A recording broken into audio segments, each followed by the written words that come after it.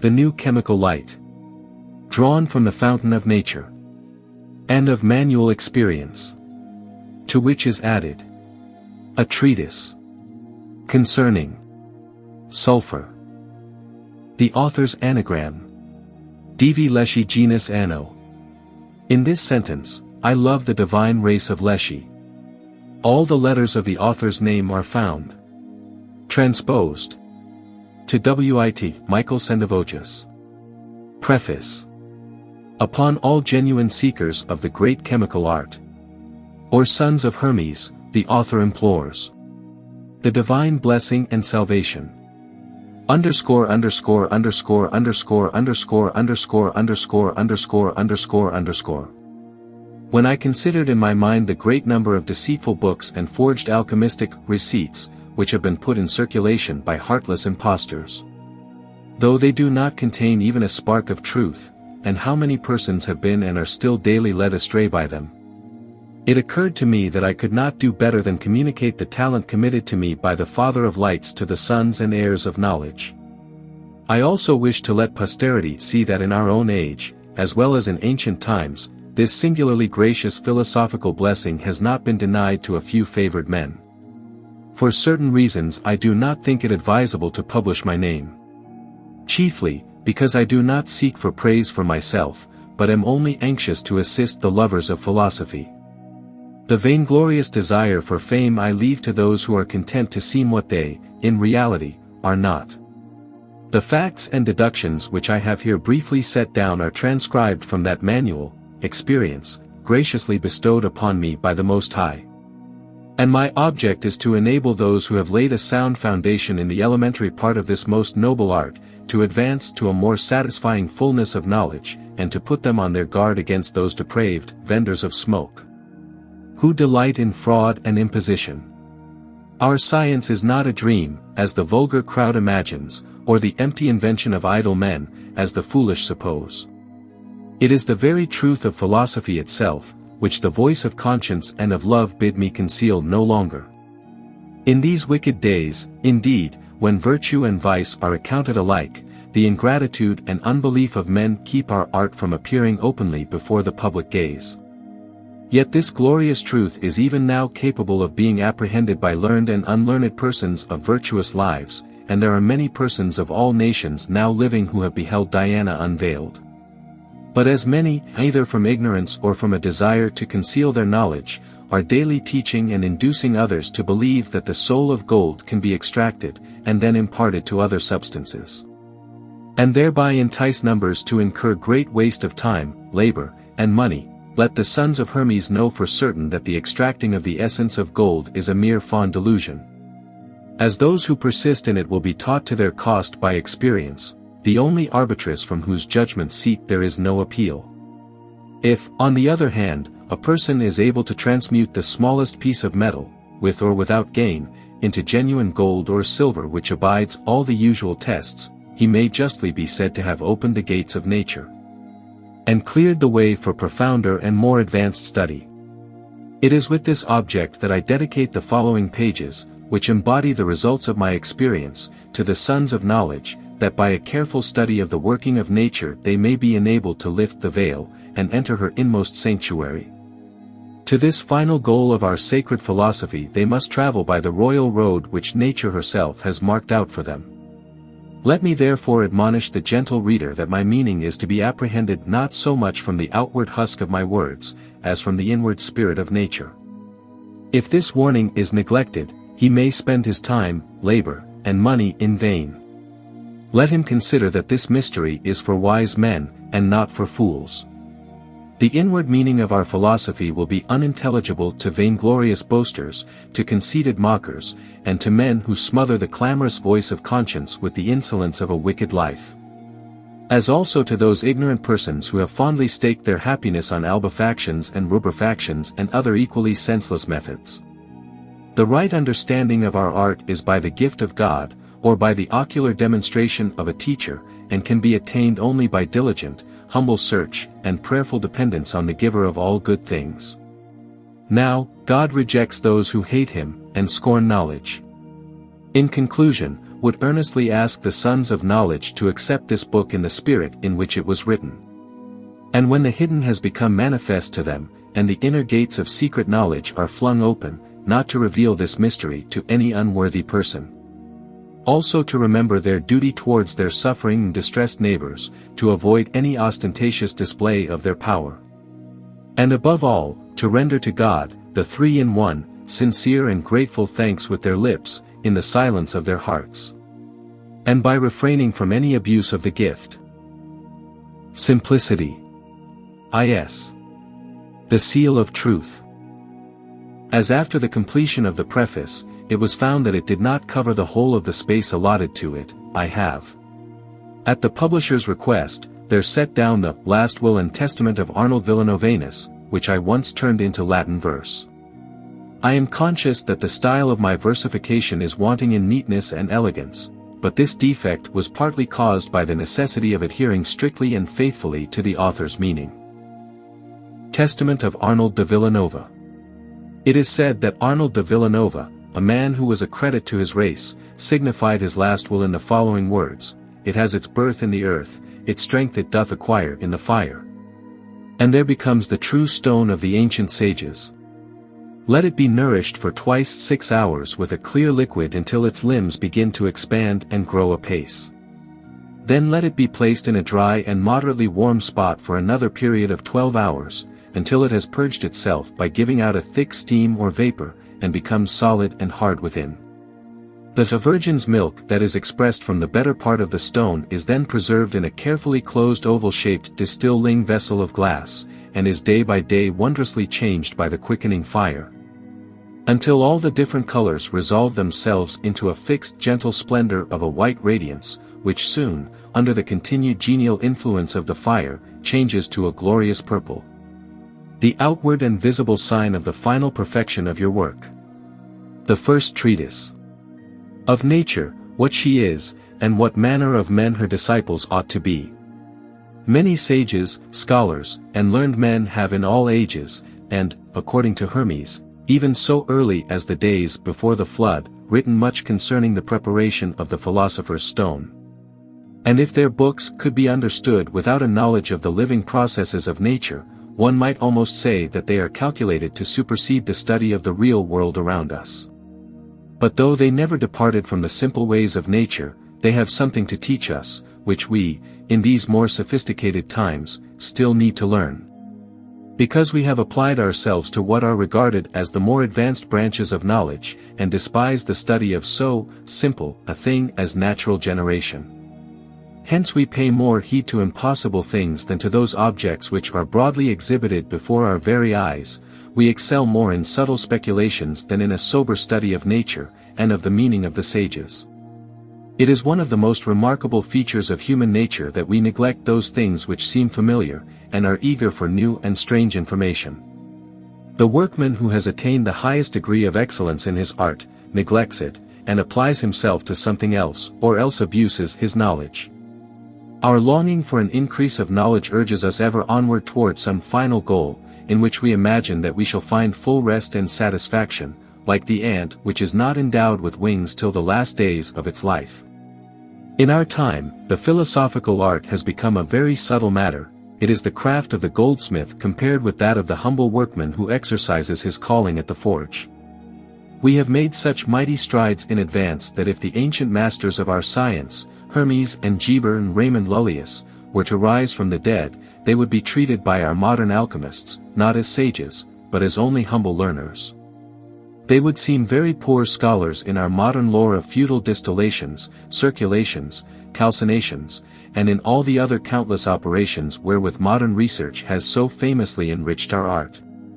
Though without understanding the sense of the ancient writings. In all these respects, our learning is vastly superior to theirs. Only one thing is unfortunately wanting to us which they possessed, namely, the knack they had of actually preparing the philosopher's stone.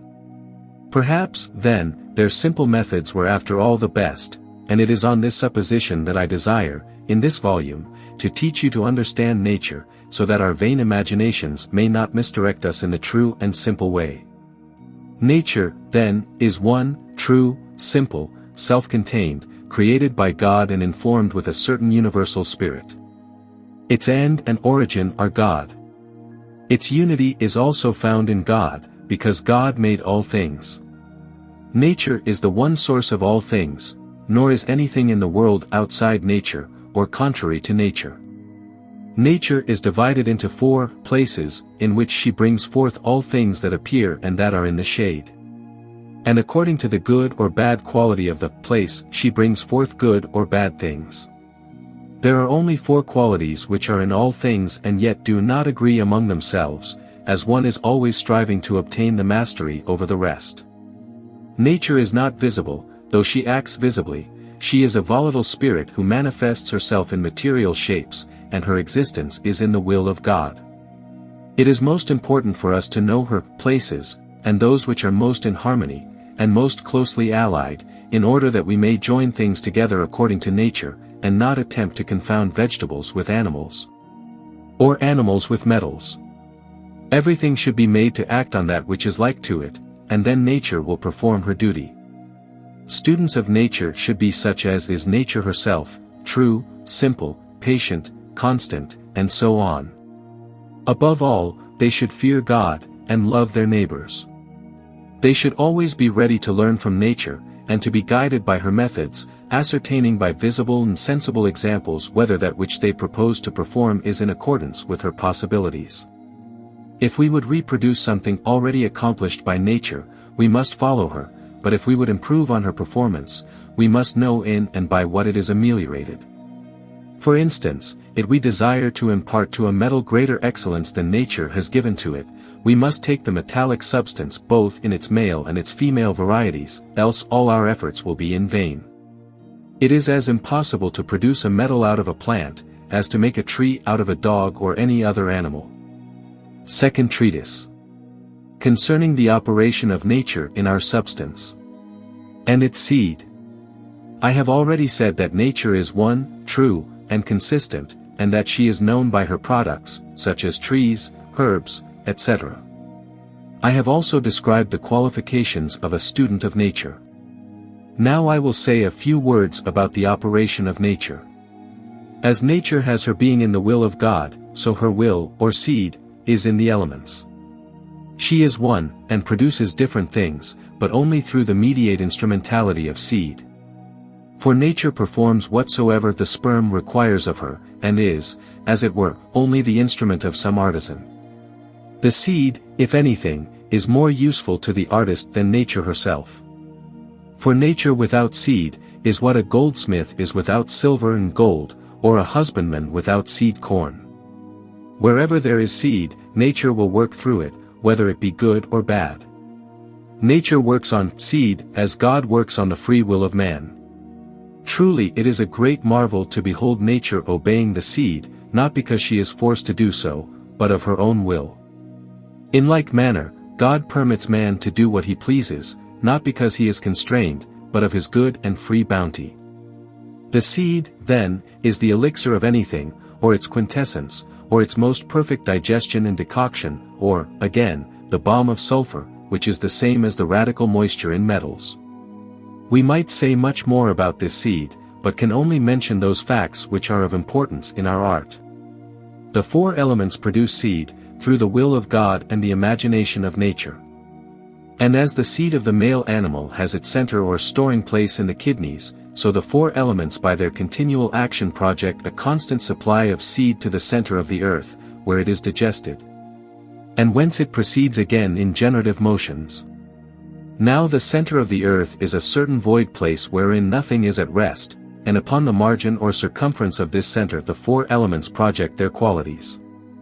As the male seed is emitted into the womb of the female, where only so much as is needed is retained while the rest is driven out again. So the magnetic force of our earth center attracts to itself as much as is needed of the cognate seminal substance, while that which cannot be used for vital generation is thrust forth in the shape of stones and other rubbish. This is the fountainhead of all things terrestrial. Let us illustrate the matter by supposing a glass of water to be set in the middle of a table, round the margin of which are placed little heaps of salt, and of powders of different colors. If the water be poured out, it will run all over the table in divergent rivulets, and will become salt where it touches the salt, red where it dissolves the red powder, and soon. The water does not change the places, but the several places differentiate the water. In the same way, the seed which is the product of the four elements is projected in all directions from the earth center, and produces different things, according to the quality of the different places. Thus, while the seed of all things is one, it is made to generate a great variety of things, just as the seed of a man might produce a man if projected into the womb of a female of his own species, or a monstrous variety of abortions, if projected into the wombs of different female animals. So long as nature's seed remains in the center, it can indifferently produce a tree or a metal, a herb or a stone, and in like manner, according to the purity of the place, it will produce what is less or more pure. But how do the elements generate the sperm or seed? There are four elements, two heavy and two light, two dry and two moist, but one driest and one moistest of all, and these are male and female. By God's will each of these is constantly striving to produce things like to itself in its own sphere.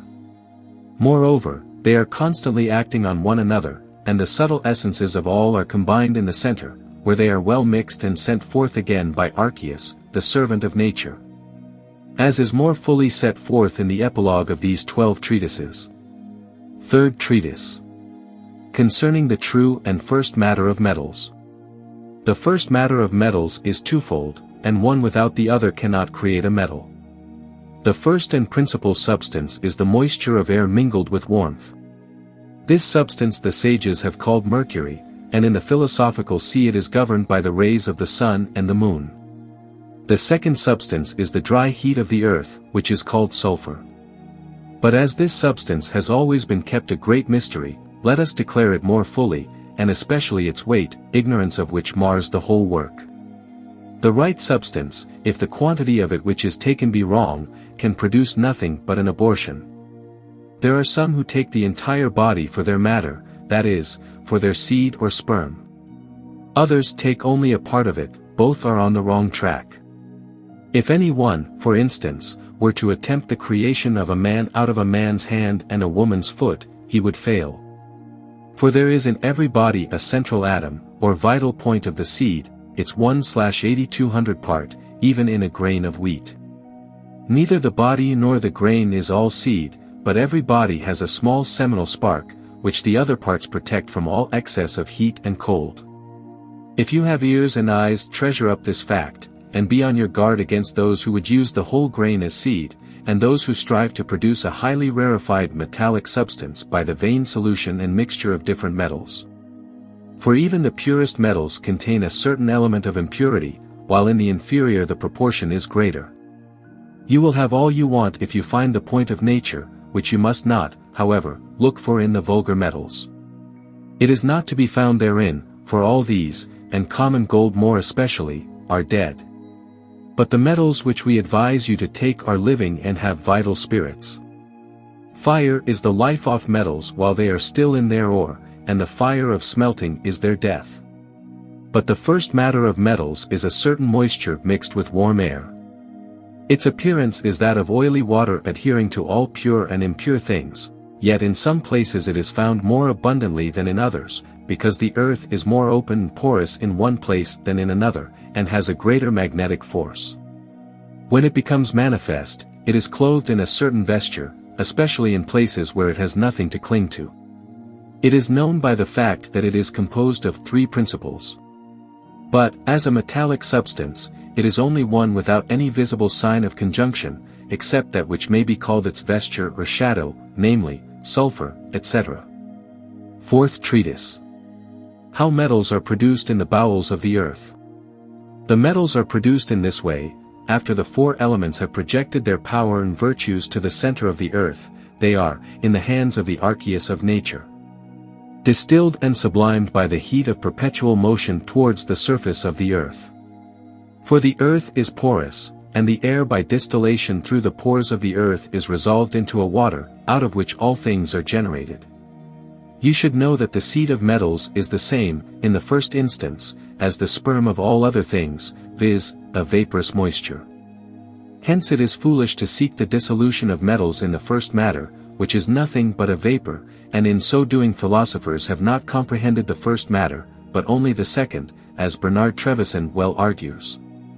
Though in a somewhat obscure manner, for he addressed himself to the sons of the doctrine.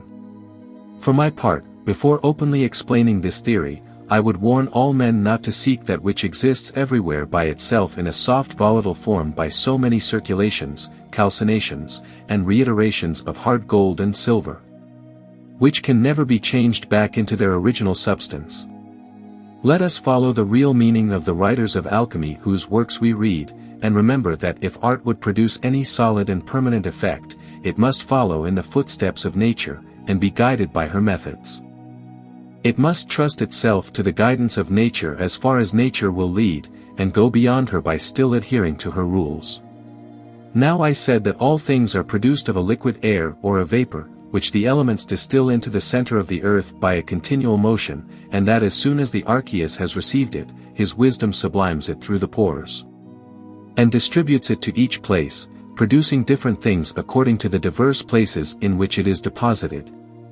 Some think that each metal has its own seed. But this is a great mistake, for there is only one seed.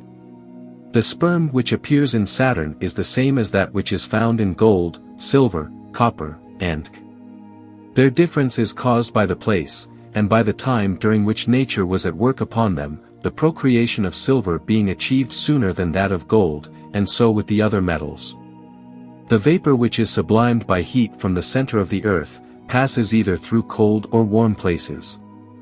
If the place be warm and pure, and contain adhering to it a certain fatness of sulfur, the vapor, or mercury of the sages, joins itself to its fatness, and sublimes it together with itself.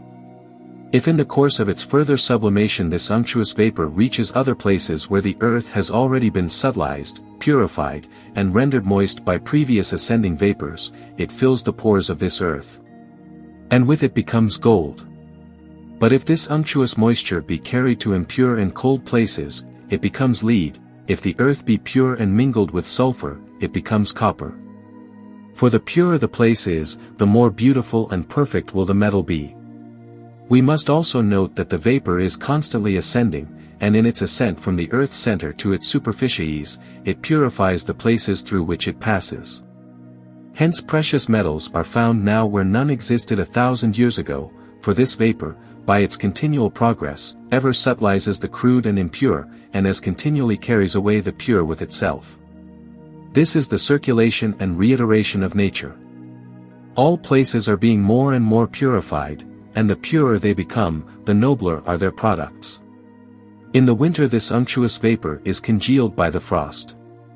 At the return of spring it is set free, and is the magnesia which attracts to itself the kindred mercury of the air, and gives life to all things through the rays of the sun, the moon, and the stars, thus bringing forth grass, flowers, and the like. For nature is never idle even during a single moment.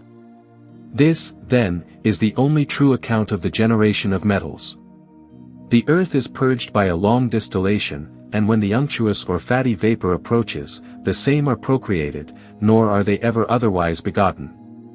Notwithstanding the imaginations of those who misinterpret on this point the writings of the philosophers. Fifth Tract. On the generation of all kinds of stones. The substance of stones is the same as that of all other things, and their quality is determined by the purity of the places in which they arise. When the four elements distill their vapor to the center of the earth, the archeus of nature expels and sublimes it in such a manner that it carries with it in its passage through the pores of the earth all the impurities of these places up to the surface, where they are congealed by the air, all that pure air engenders being congealed by crude air, their ingression being mutual, so that they join one with another, since nature rejoices in nature. Thus rocks and stones are gradually built up and generated. Now the larger the pores of the earth, the greater is the quantity of impurities carried upward. And thus the earth is most completely purified under those places where there is a great accumulation of stones or rocks at the surface, and in this manner the procreation of metals becomes easier in these places. This explains the fact that metals are scarcely ever found in plains, but nearly always in the bowels of rocky hills. The plains are often moist with elemental water which attracts to itself the rising vapor, and with it is digested by the rays of the sun into the rich clay which potters use. In places where the soil is gross, and the vapor contains neither unctuousness nor sulfur, it produces herbs and grass in the meadows. The precious stones, such as diamonds, rubies, and emeralds, chrysoprase, onyx, and carbuncle, are all generated in the same manner as ordinary stones. When the natural vapor is sublimed by itself without sulfur or the unctuosity of which we have spoken, and reaches a place where there is pure salt water, i.e., in very cold places, where our sulfur cannot exist, for could it exist, this effect would be hindered, diamonds are formed.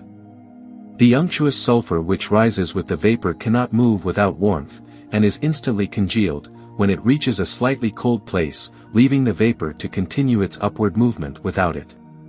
Colors are imparted to precious stones in this way. When the unctuous sulfur is congealed by the perpetual motion, the spirit of the water digests it in passing and purifies it by the water of the salt, until it assumes a red or white color. This color is volatilized by so many repeated distillations, and at length is borne upward with the purifying vapor, which by its aid is able to enter imperfect bodies, and thus to pervade them with color. The color is united to the partly congealed water, and fills all its pores so that the two are absolutely one. For water which has no spirit is congealed by heat, and water which has a spirit is congealed by cold. But he who knows how to congeal water by means of heat, and to join to it a spirit, is like to discover something 1,000 times more precious than gold, or anything which is in the world. Let him separate the spirit from the water, in order that it may putrefy, and that the grain may appear. Then let him purge off the dross, and reduce the spirit to water. This union will produce a branch which bears little resemblance to the parent stem. Sixth Treatise. Concerning the second matter and putrefaction. We have spoken of the first matter of all things, and after what manner they are born by nature without seed, that is, after what manner nature receives the matter from the elements whereof she engenders seed. We will now consider this seed and the things evolved from it. Everything that has seed is multiplied thereby, but not without the aid of nature, for seed is nothing but congealed air, or a vaporous humor enclosed in a body. And unless it be dissolved by a warm vapor, it cannot work. Now, the nature of this seed which is produced out of the four elements, is threefold: it is either mineral, or vegetable, or animal. Mineral seed is known only to the sages. Vegetable seed is common and vulgar, as we see in fruits. Animal seed is known by imagination. But vegetable seed exhibits most clearly the process by which nature evolves natural objects out of the four elements. Winter is the cause of putrefaction, it congeals the vital spirit in trees. And when the heat of the sun, which magnetically attracts moisture, sets it free, the natural heat of the tree, which is thereby stirred up, drives a subtle vapor of water towards the surface, and makes the sap to flow.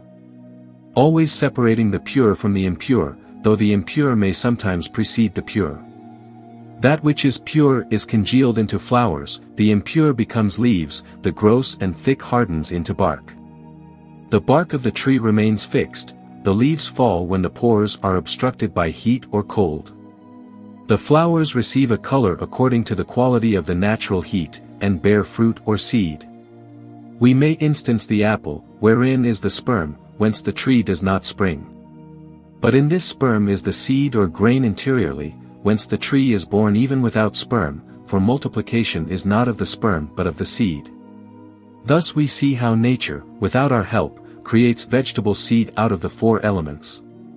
But how about minerals? Nature brings forth mineral or metallic seed in the bowels of the earth. This is the reason why so many will not believe in its existence, because it is invisible. And on this account the vulgar unbelief is not so greatly to be wondered at, for if they hardly understand that which is openly before their eyes, how should they know anything about that which they cannot see? Yet, whether they believe it or not, the fact remains the same, and it is most true that that which is above is as that which is below, and that which is born above has origin from the same source which is at work down below. Even in the bowels of the earth. What prerogative have vegetables above metals that God should give seed to the one and withhold it from the other? Are not metals as much in his sight as trees? It is certain that nothing can grow without seed, for that which has no seed, is dead. The four elements must either bring forth metallic seed, or produce metals without seed. In the latter case, they cannot be perfect, for nothing is complete without seed. He who can bring himself to believe that metals are destitute of seed, is unworthy to understand the mysteries of our art. The metals then really contain their own proper seed, and it is generated in the following way. The vapor which, in the manner repeatedly described, rises from the earth's center, and is called mercury not on account of its essence but on account of its fluidity, and the facility with which it adheres to anything, is assimilated to the sulfur on account of its internal heat. And, after congelation, is the radical humor. Thus metals are indeed generated out of mercury. But those ignorant persons who say that this first substance of metals is ordinary mercury, confound the whole body with the seed that is in it, seeing that common mercury, too, contains metallic seed, as well as the other metals. Let us illustrate the matter by the analogy of the human body. Therein it is certain that there is a seed whereby the species of mankind is propagated. That body, which may be likened to common mercury, contains seed, which is not seen, and of which the quantity is very small in proportion to the size of the whole body. The process of generation is performed not by the whole body, but by this seminal, congealed watery vapor. But as no vital generation could take place if the body were dissected in order to get at the seed, as the murdering of the body would kill the seed, so ignorant alchemists may be said to murder the body and kill the seed of metals. When they dissolve their bodies, whether of gold, silver, or lead, and corrode them with aqua fortis, in order to obtain the metallic seed. All multiplication is performed by means of male and female seed, and the two, which by themselves are barren, must be conjoined in order to bring forth fruit, i.e., a new form. Whosoever, therefore, would bring forth any good thing must take the sperm or the seed, and not the entire body. Take, then, the living male and the living female, and join them in order that they may project a sperm for the procreation of a fruit according to their kind, for let no one presume to suppose that he can make the first matter. The first matter of man is earth, and there is no one so bold as to dream that he can create a man. God alone can perform this artifice. But if the second substance, or seed, which is already created, be put in the proper place, nature will produce a new form of the same species. The artist only separates what is subtle from its grosser elements, and puts it into the proper vessel. Nature does the rest. As a thing begins, so it ends. Out of one arise two, and out of two one, as of God the Father there was begotten God the Son, and from the two proceeded God the Holy Ghost. Thus was the world made, and so also shall it end. Consider carefully these few points, and you will find, firstly, the Father, then the Father and the Son, lastly, the Holy Spirit. You will find the four elements, the four luminaries, the two celestials, the two centrics. In a word, there is nothing, has been, and shall be nothing in the world which is otherwise than it appears in this symbol, and a volume might be filled with its mysteries.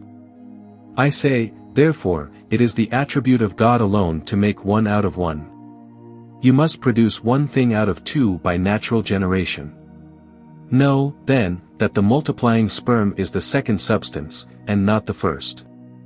For the first substance of things is not seen, but is hidden in nature or the elements. The second substance is occasionally seen by the children of knowledge.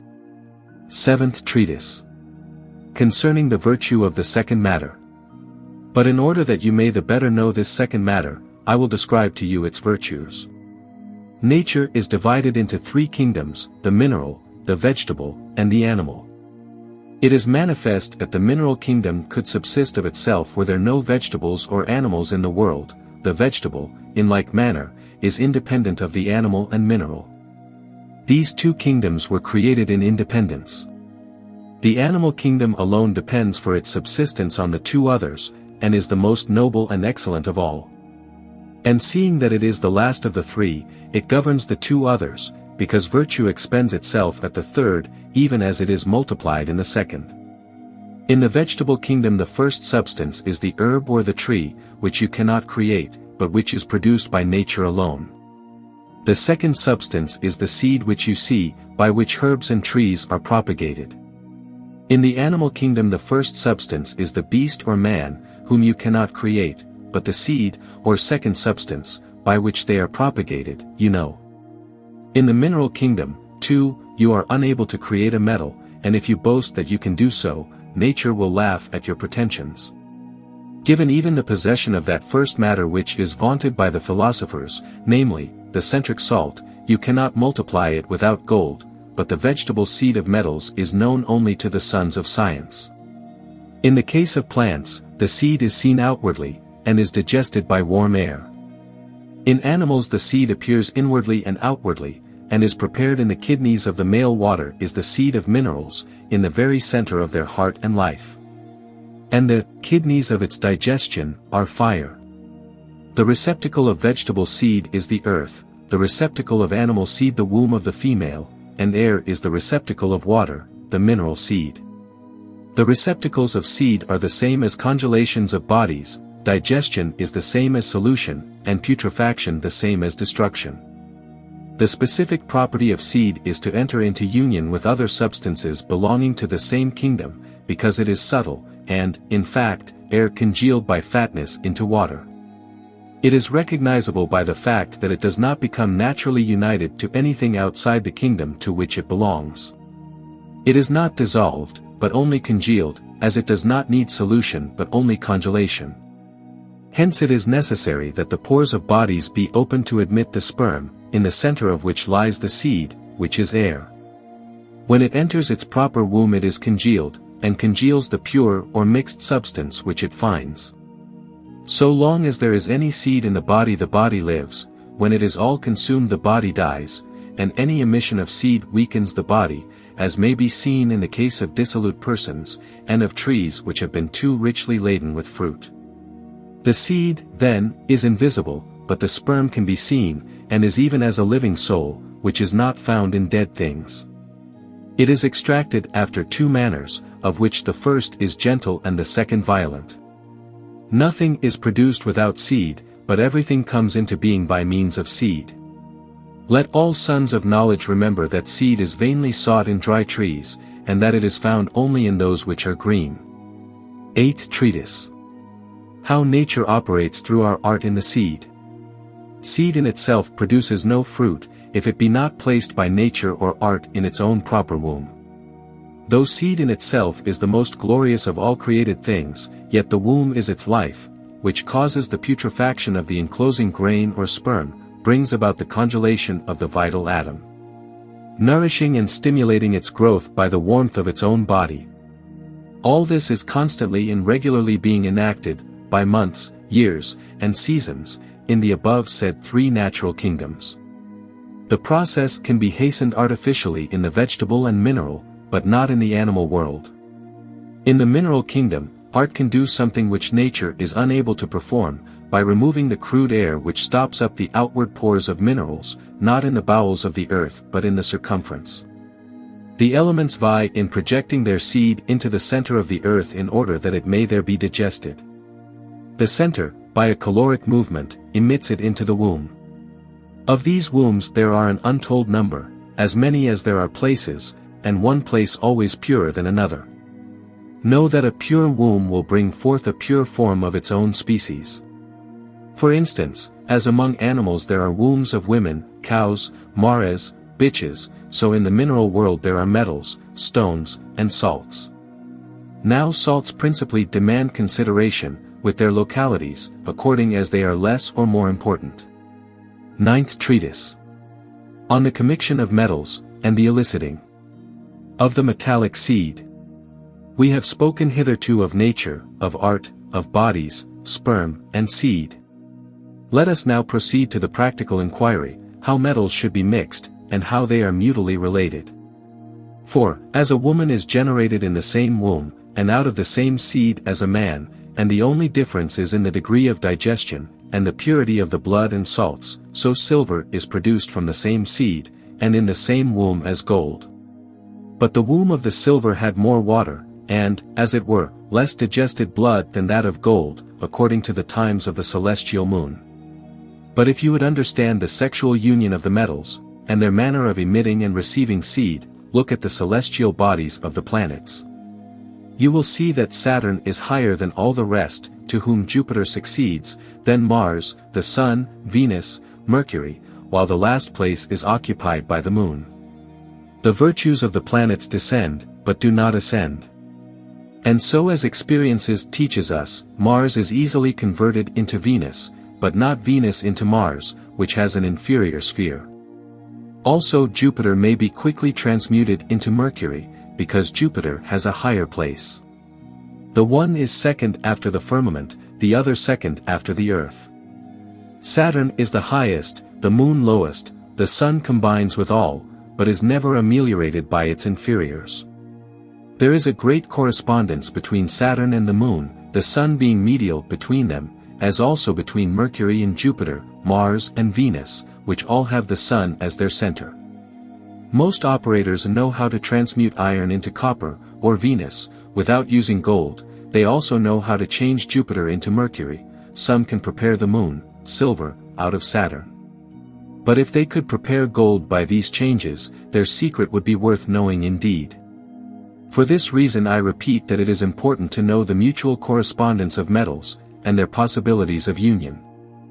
There is one metal which has power to consume all others, for it is, so to speak, their water, and almost their mother, and is resisted only by the radical humor of gold and silver, and ameliorated by it. This metal is called calibs, steel. If gold is united to it 11 times, and emits its seed, it is weakened even unto death, but the calibs, steel, conceives and brings forth a son much nobler than the father.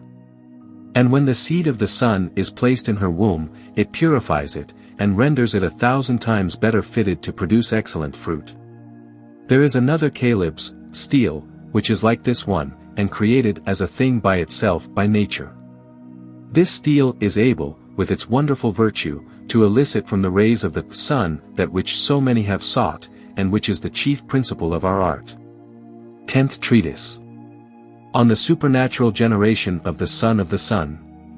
We have treated of those things which are produced by nature and have been created by God, so that those who are searchers of this science may comprehend more easily the possibility of nature, and the utmost limit of her powers. I now go on to speak about the method of preparing the philosopher's stone. The stone or tincture is nothing other than gold digested to the highest degree. Common gold resembles a plant without seed. But when such a plant is matured, it produces seed, and so, when gold is ripened, it produces its seed, or the tincture. If anyone asks why gold and other metals do not commonly produce seed, I answer, because the crudity of the ore, which has not sufficient heat, prevents it from being matured.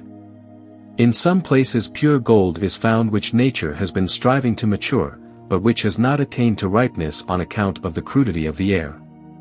An analogous case is that of the orange tree, which bears no fruit in northern latitudes, because it has not sufficient warmth, while in warmer countries it ripens the most delicious fruit. And a like result it is possible to produce in colder countries, by means of artificial heat. The same thing happens with metallic natures, and so gold may be made to produce seed, by a wise and judicious artist who knows how to assist nature. Should he act independently of nature, he would err, for in this science, as in all others, we can do nothing but supplement nature, nor can we otherwise aid her than through the agency of heat or fire.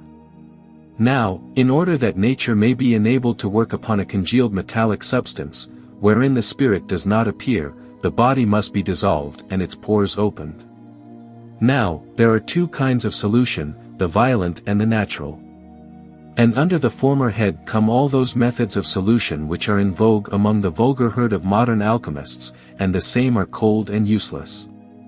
Natural solution takes place when the pores of the body are gently opened in our water, so that the digested seed can be emitted and placed in its womb. Our water is a water which does not wet the hands. It is a heavenly water, and yet not rain water. The body is gold which gives out the seed. Our silver, not common silver, is that which conceives the seed of the gold. There it is digested by our continual fire, for 7 or even 10 months, until our water consumes 3, and leaves 1, and this is something twofold. Then it is nourished with the milk of earth, or the fatness of that which is formed in the breasts of the earth, and is regulated and conserved by the putrefaction of the surrounding substance. In this way that infant of the second generation is born. Now let us advance from theory to practice.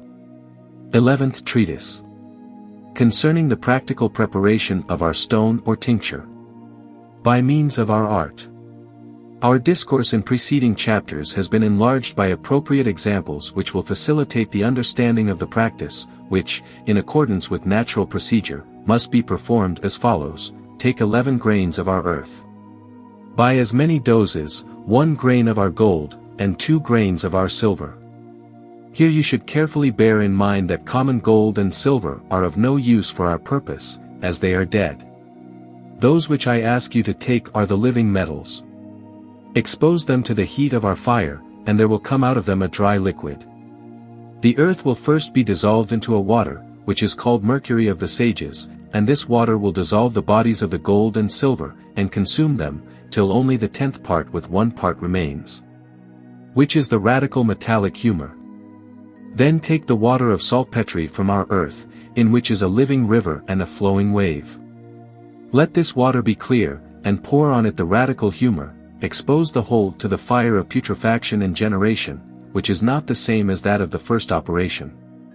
Regulate the heat judiciously, until there appear colors like those of the peacock's tail, and then continue to apply this well-regulated heat until the colors resolve themselves into a pronounced green. Be not weary, but continue till the rest of the colors have manifested. When you observe at the bottom ashes of a brown color, while the water is almost red, you should open the vessel and dip a feather into it.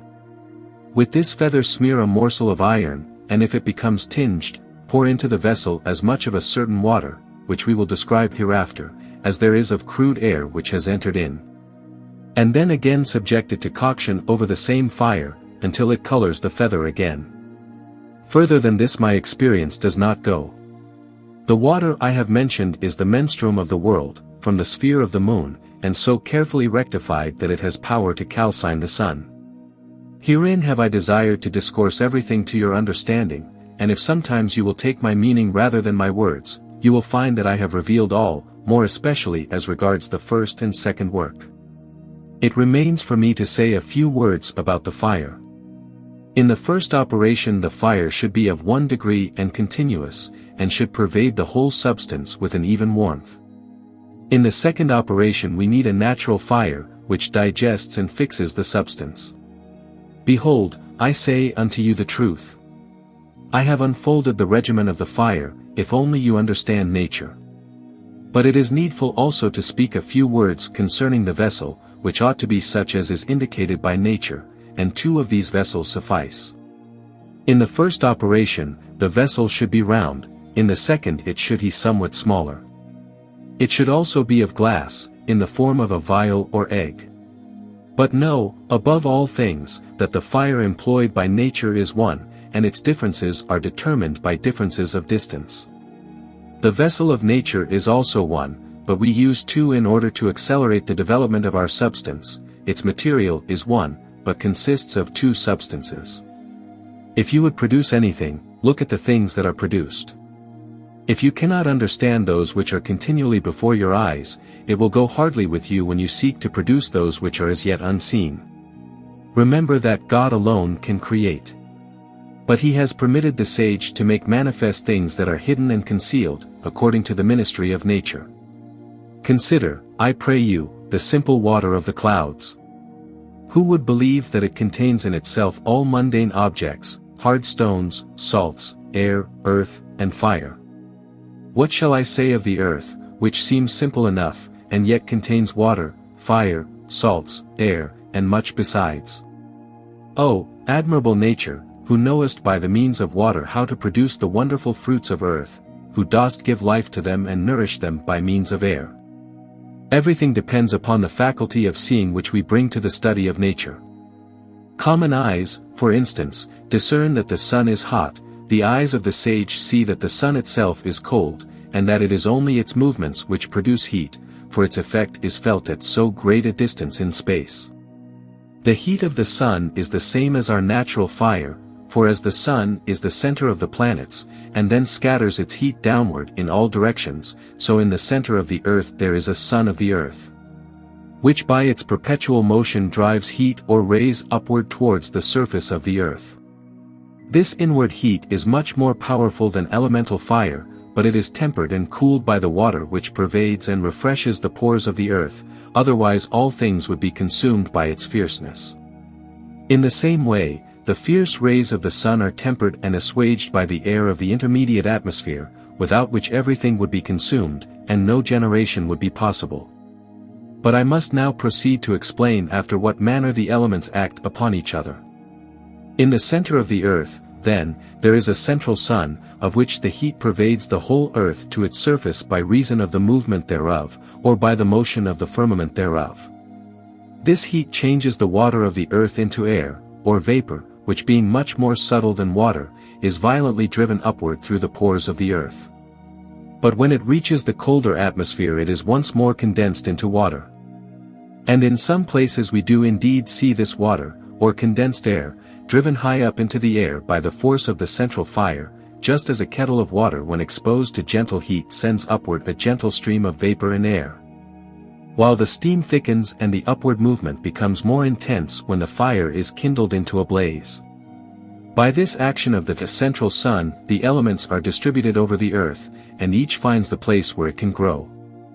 This upward current of air is not always noticeable, because in many places there is not enough water to make it perceptible. An empty kettle gives out no steam. I say, then, that fire or heat is the cause of the motion of the air, and the life of all things, and the earth is their nurse or receptacle. If our earth and air were not cooled by water, the earth would be parched up, as it is even now in some places where the pores of the earth are closed up, and by obstructing the movement of the water would be placed at the mercy of the two kinds of solar heat. In this way the destruction of the world will one day be brought about. Now in our art you should closely imitate these natural processes. There should be the central heat, the change of the water into air, the driving upward of the air, its diffusion through the pores of the earth, its reappearance as condensed but volatilized water. Then you must give our ancient one gold and silver to swallow and consume, till he himself is burnt to death, and his ashes are scattered into the water, which you must then subject to coction for a sufficient space of time. The result will be the medicine which is a cure for leprosy. But be careful not to take heat for cold, or cold for heat. Mix only things which are like each other, and separate contrary elements by means of heat. If you do not follow the guidance of nature all your efforts will be in vain. I swear by God that I have spoken to you as a father should to his son. He that hath ears, let him hear, and he that bath sense, let him understand. 12th Treatise. Concerning the Stone and its Virtue. We have spoken sufficiently in preceding chapters concerning the production of natural things, the elements, the first and second matters, bodies and seeds, as also of their use and virtue. I have written also of the philosophical stone, and shall now speak of its virtue, in so far as experience has discovered it to me. Before, however, I proceed to describe the virtues of the stone, I will, for the better understanding of our art, once more recapitulate what has already been said. If anyone doubts the reality of our art, he should read the books of those ancient sages whose good faith no one ever yet called in question, and whose right to speak on this subject cannot be challenged.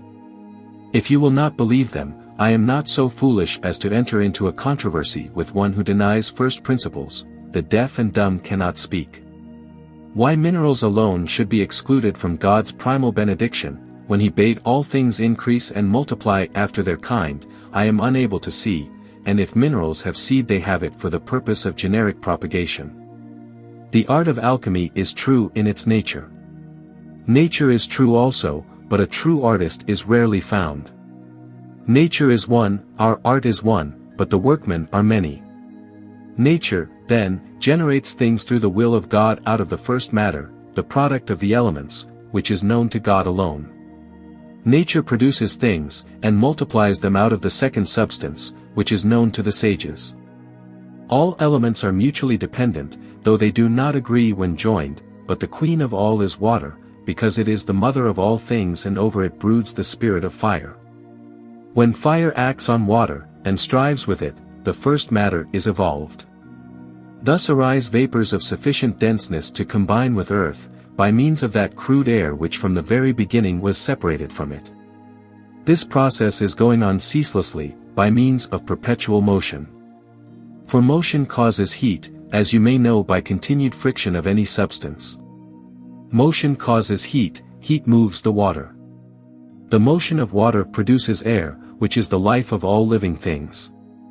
Thus all things grow out of water, out of its more subtle vapors are produced light and subtle things, out of its oil, things of greater weight. Out of its salt things far more beautiful and precious than the rest.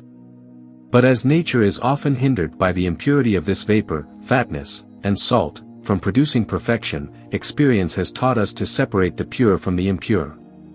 Therefore, if you would ameliorate nature, and produce a more perfect and elaborated subject, purge the body by dissolution of all that is heterogeneous, arid unite the pure to the pure, the well-digested to the well-digested. And the crude to the crude, according to the natural and not the material weight. For you must know that the central saltpetre never contains more earth than is required, whether it be otherwise pure or impure. But it is different with the fatness of the water, which is never found pure. Art purges it by the action of twofold heat, and then again combines its elements. Epilogue. Or conclusion of these 12 treatises. I have composed, O friendly reader, the preceding 12 treatises for the benefit of the students of this art. In order that they might understand the operations of nature, and after what manner she produces all things which are in the world, before they put their hands to any experiment. Otherwise, they might be trying to open the gate without a key, or to draw water with a sieve. For in regard to our holy and blessed art, he for whom the sun shines not, walks in thick darkness, and he who does not see the light of the moon, is involved in the shades of night. Nature has her own light, which is not visible to the outward eye. The shadow of nature upon our eyes is the body. But where the light of nature irradiates the mind, this mist is cleared away from the eyes, all difficulties are overcome, and things are seen in their very essence, namely, the inmost heart of our magnesia, which corresponds to the respective centers of the sun and earth. The bodily nature of things is a concealing outward vesture. If you dressed a boy and a girl of 12 years of age in exactly the same way, you would be puzzled to tell which was the boy and which the girl, but when the clothes are removed they may easily be distinguished. In the same way, our understanding makes a shadow to the shadow of nature, for our human nature is concealed by the body in the same way as the body by the clothes. I might in this place discourse fully and philosophically of the dignity of man, of his creation and generation, but I will pass over these themes and touch briefly on his life alone. Man is made of earth, and lives through air. For air contains the hidden food of life, of which the invisible spirit, when congealed, is better than the whole world. Truly wonderful and admirable are the ways of nature, who shews to us day by day the light of truth.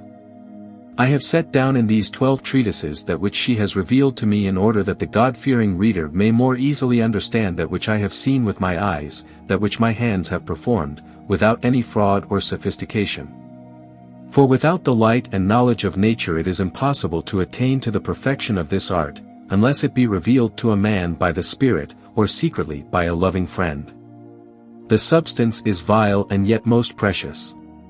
Take 10 parts of our air, 1 part of living gold or living silver, put all this into your vessel, subject the air to coction, until it becomes first water, and then something which is not water. If you do not know how to do this, and how to cook air, you will go wrong, for herein is the true matter of the philosophers.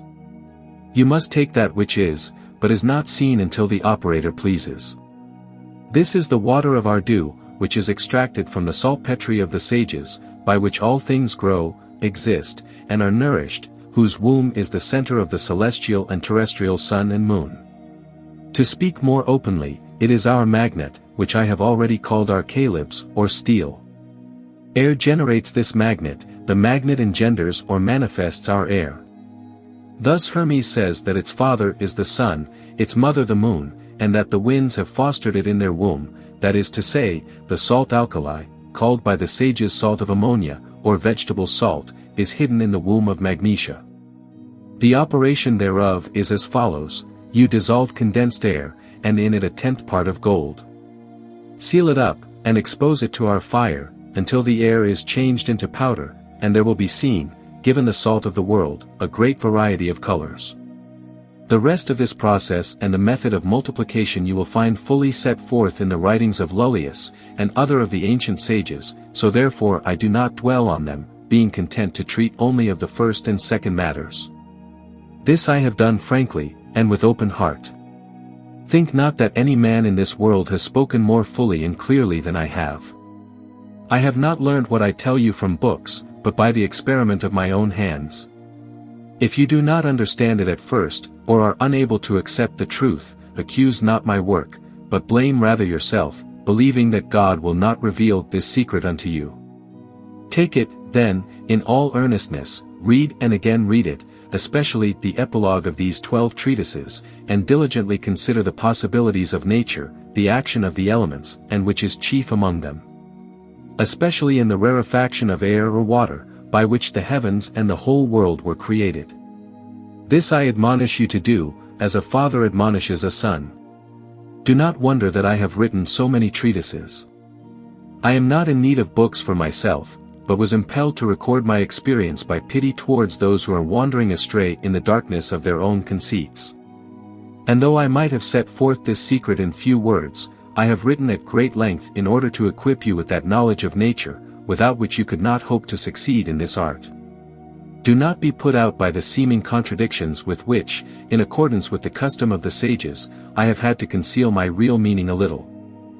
There is no rose found without thorns.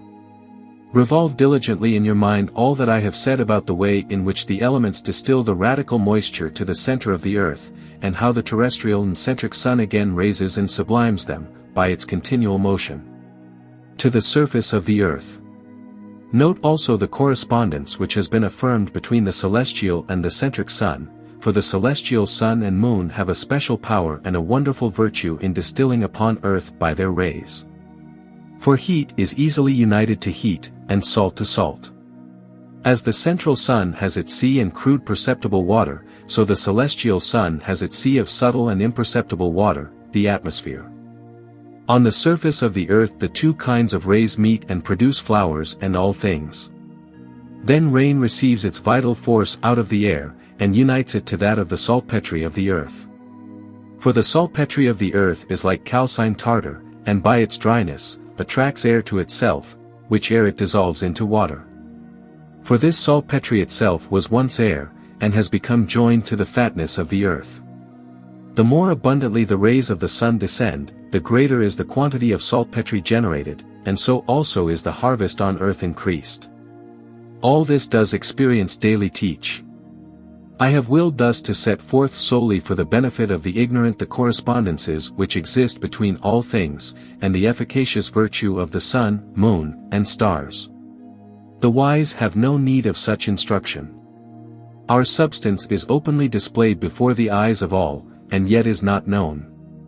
Oh, how marvelous is our heaven, and our water, and our mercury, and our saltpetre which are in the world sea, and our vegetable, and our fixed and volatile sulfur, and our dead head, or dregs of our sea, and our water that does not wet the hands.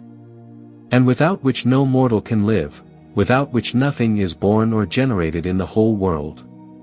It is lightly esteemed by men, yet no one can do without it, for it is more precious than all the world beside, and, in short, it is nothing but our pontic water which is congealed in the sun and moon and extracted from the sun and moon.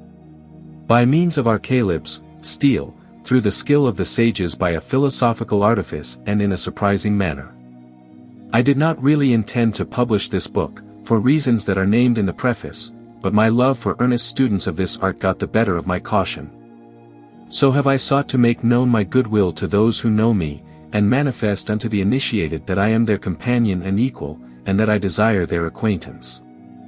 I doubt not that there are many persons of good conduct and clear conscience who possess this great gift of God in secret. I pray and conjure them that they should preserve even the silence of Harpocrates. Let them be made wise by my example, and take warning from my dangers.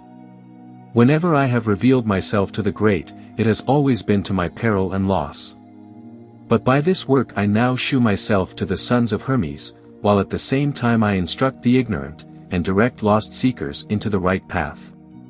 Let them know that the secret is here as plainly expounded as it ever will be. I have kept nothing back except the secret of extracting our salt of ammonia, or mercury of the sages, out of our sea water, and the great use to which it is put. If I have not expressed myself very plainly on these points, it is only because I may not do so. The secret can only be revealed by God, who knows men's hearts and minds, and he will vouchsafe this knowledge, in answer to earnest and importunate prayer, after a repeated careful perusal of this book. The vessel, as I have said, is one, or two at most will suffice, and if you have knowledge of nature, a continuous fire, and the right substance, you ought to succeed. Let me caution you, in conclusion, not to be led astray by those who waste their time and money on herbs, animals, stones, and all kinds of minerals but the right ones. Farewell, good reader, and may you long enjoy the results of my labors, to the glory of God, the salvation of your soul, and the good of your neighbor. A Preface. To the Riddle of the Sages. Addressed to the Sons of Truth. Though I have already given unto you, O children of science, a full and exhaustive account of our art, and of the source of the universal fountain, so that there seems no further call to say anything, having, in the preceding treatises, illustrated the mode of nature by examples, and declared both the theory and the practice, so far as it is permitted me to do, yet there may be some of my readers who think that I have expressed myself here and there in too laconical a fashion. I will therefore once more make known, from beginning to end, the entire process, but in the form of a philosophical enigma, so that you may judge how far I have been permitted to attain by God. There is an infinite number of books which treat of this art, but you will scarce find any which contain a more clear explication of the truth than is here set down. I have, in the course of my life, met with a good many who fancied that they had a perfect understanding of the writings of the sages. But their subtle style of interpretation was in glaring contrast with the simplicity of nature, and they laughed at what they were pleased to call the rustic crudeness of my remarks.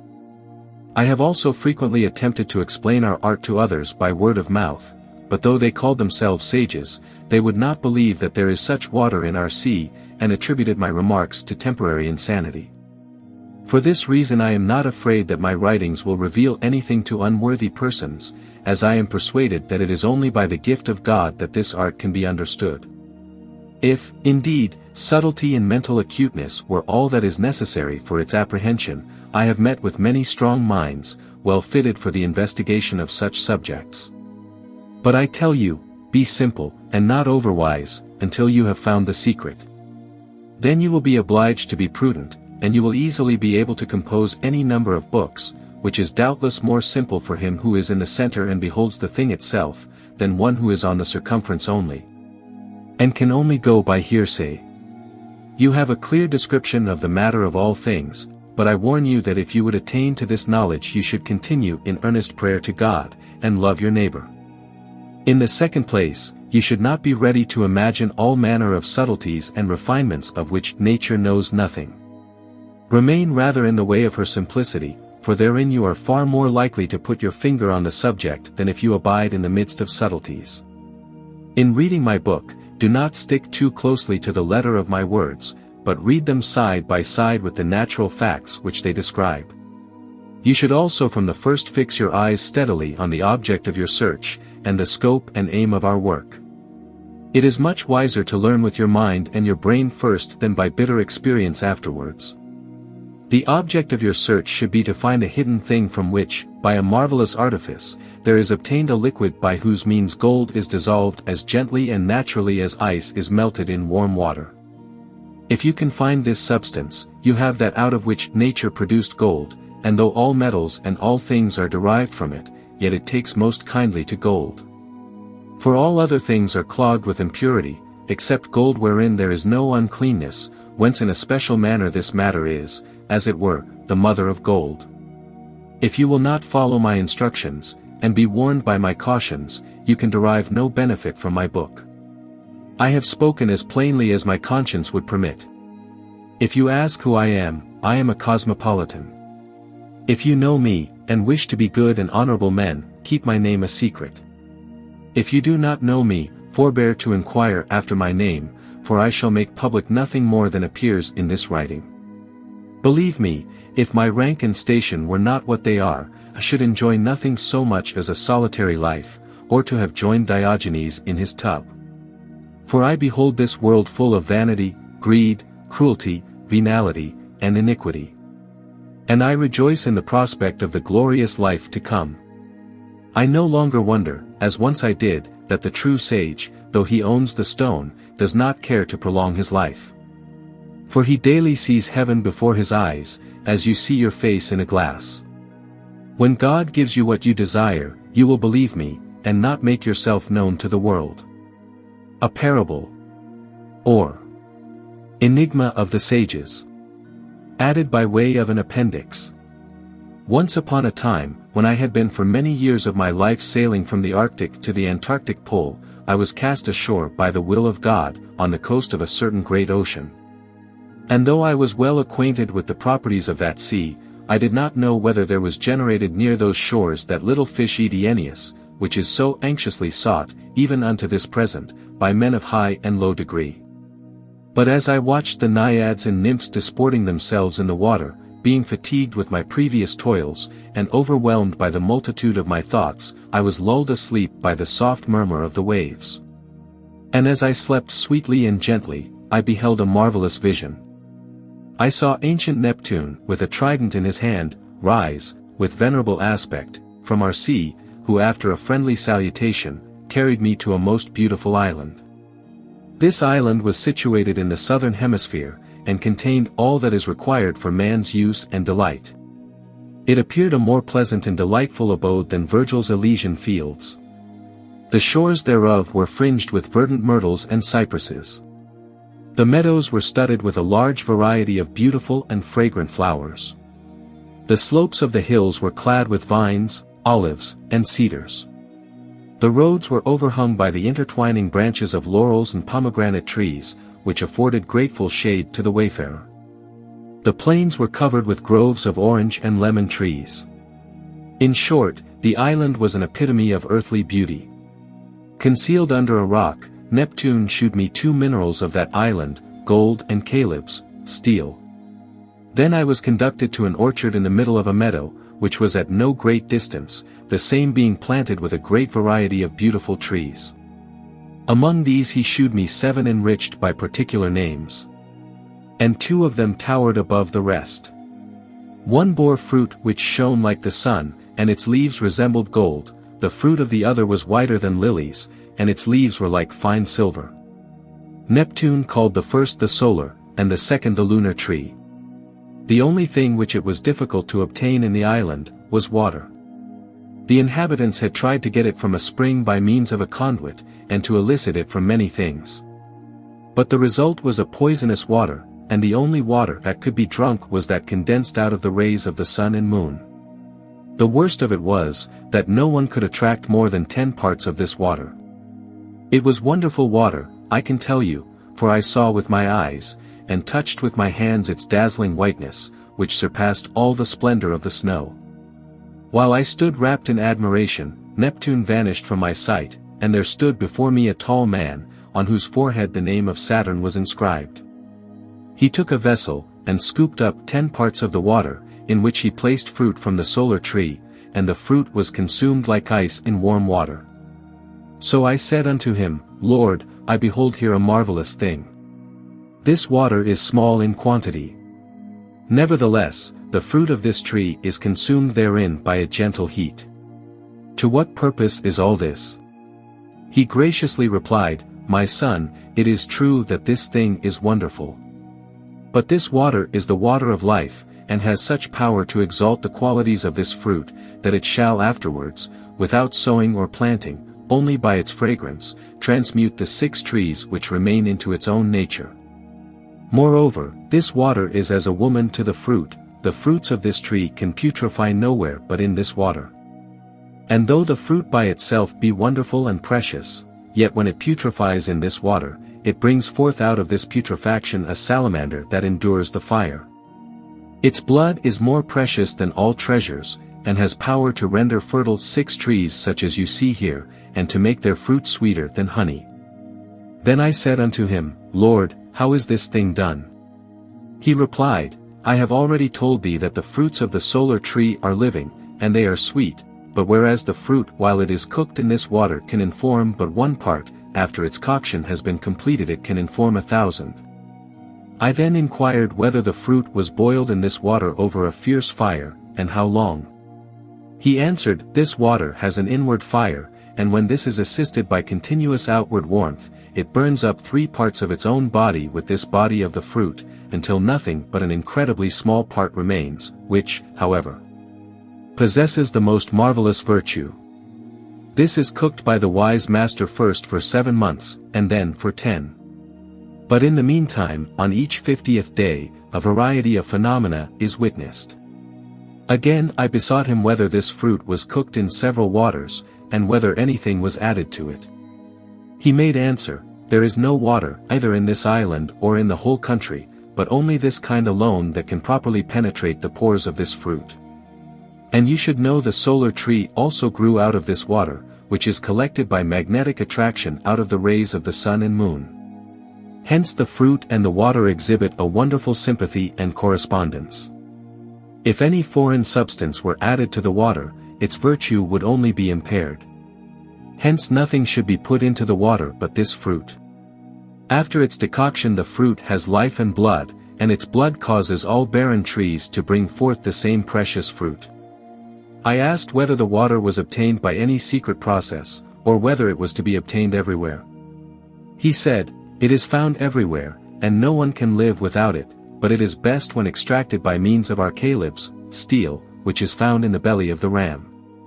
If you ask what is its use, I answer that before the due amount of coction has been performed, it is deadly poison, but afterwards it is the great medicine, and yields 29 grains of blood, each one of which produces 864 of the fruits of the solar tree.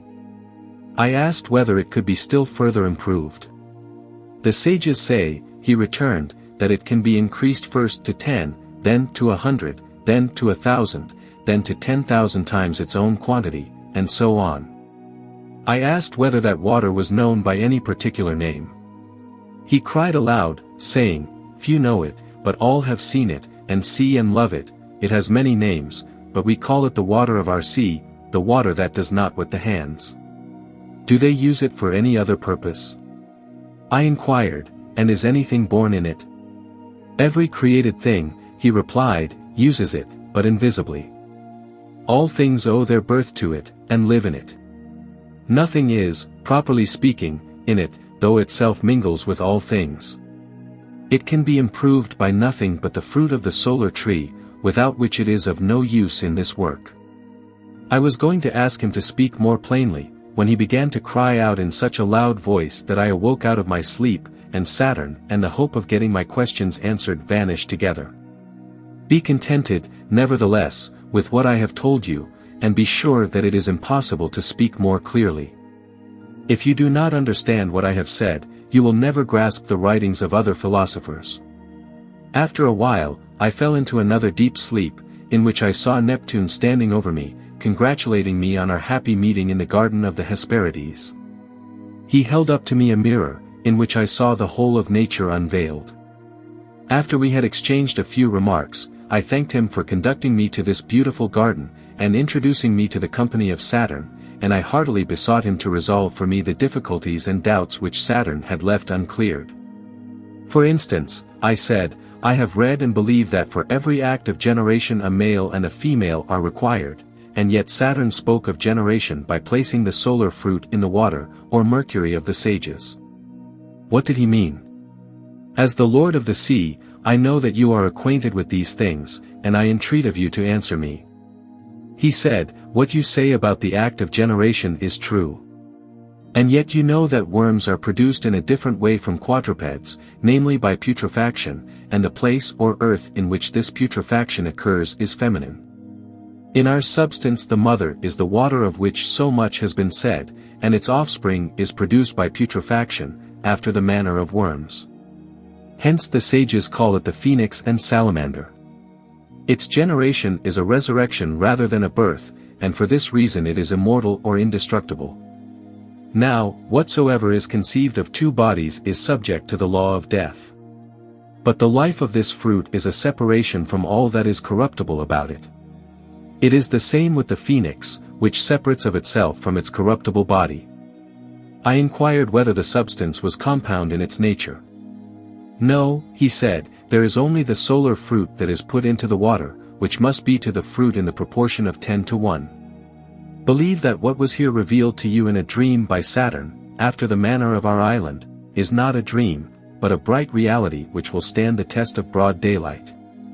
With these words he abruptly left me, without listening to my further questions, and I awoke and found myself at home in Europe. May God shew to you, gentle reader, the full interpretation of my dreams. Farewell. To the triune God be praise and glory. A dialogue between Mercury, the alchemist, and nature. On a certain bright morning a number of alchemists met together in a meadow, and consulted as to the best way of preparing the philosopher's stone. It was arranged that they should speak in order, and each after the manner that seemed best to him. Most of them agreed that mercury was the first substance. Others said, no, it was sulfur, or something else. These alchemists had read the books of the sages, and hence there was a decided majority in favor of mercury, not only as the true first matter, but in particular as the first matter of metals. Since all the philosophers seemed to cry with one voice, "O our mercury," etc. Whatever that word might mean. Just as the dispute began to run high, there arose a violent wind, which dispersed the alchemists into all the different countries of the world, and as they had arrived at no conclusion, each one went on seeking the philosopher's stone in his own old way, this one expecting to find it in one substance, and that in another, so that the search has continued without intermission even unto this day. One of them, however, had at least got the idea into his head that mercury was the substance of the stone, and determined to concentrate all his efforts on the chemical preparation of mercury, saying to himself, for this kind of discourse is very common among alchemists, that the assembly had determined nothing, and that the dispute would end only with the confection of the stone. So he began reading the works of the philosophers, and among others that of Alanus on mercury, whereby he became a philosopher indeed, but not one who had reached any practical conclusion. Then he took, common, mercury, and began to work with it. He placed it in a glass vessel over the fire, where it, of course, evaporated. So in his ignorance he struck his wife and said, "No one but you has entered my laboratory, you must have taken my mercury out of the vessel." The woman, with tears, protested her innocence. The alchemist put some more mercury into the vessel, and kept close and jealous watch over it, expecting that his wife would once more make away with it. The mercury rose to the top of the vessel in vaporous steam.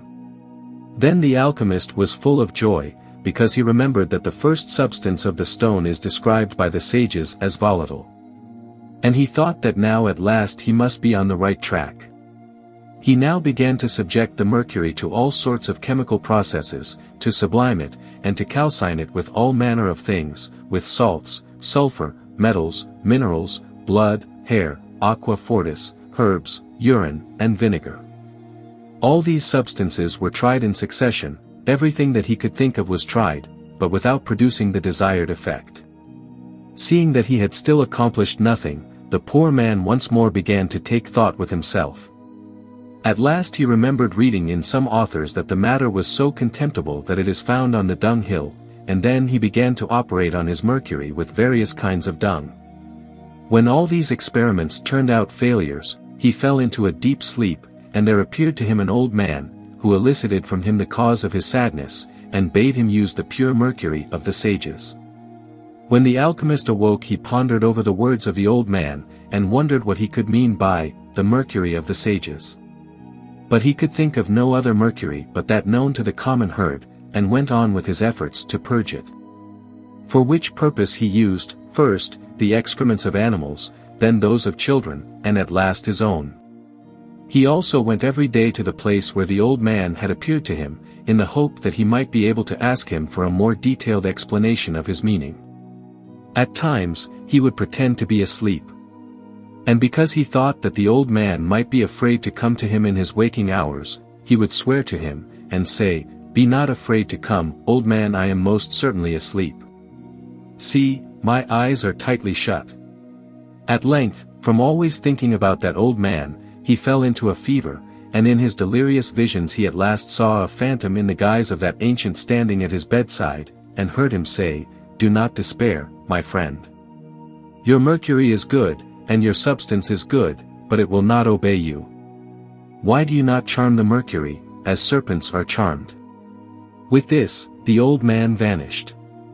But the alchemist arose, with these words still ringing in his ears, "Serpents are charmed," and recollecting that apothecaries ornament their mercury bottles with images of serpents, he took up the vessel with the mercury, and repeated the formula of conjuration, ux, ostas, etc., substituting the word mercury for the name of the serpent, "And thou mercury, most nefarious beast." At these words, the mercury began to laugh, and said to the alchemist, "Why dost thou trouble me, my lord alchemist? Alchemist, oho, do you call me your lord? Now I have touched you home. I have found a bit to bridle you with. Wait a little, and you shall soon sing the tune that I bid you." Then as his courage increased, he cried angrily, "I conjure you by the living God, are you not that Mercury of the sages?" Mercury, pretending to speak in a whimpering and frightened tone of voice, "Master, I am Mercury." Alchemist, why would you not obey me then? Why could I not fix you? Mercury, oh, most high and mighty master, I implore you to spare your miserable slave. I did not know that you were such a potent philosopher. Alchemist, oh, could you not guess as much from the philosophical way in which I operated on you?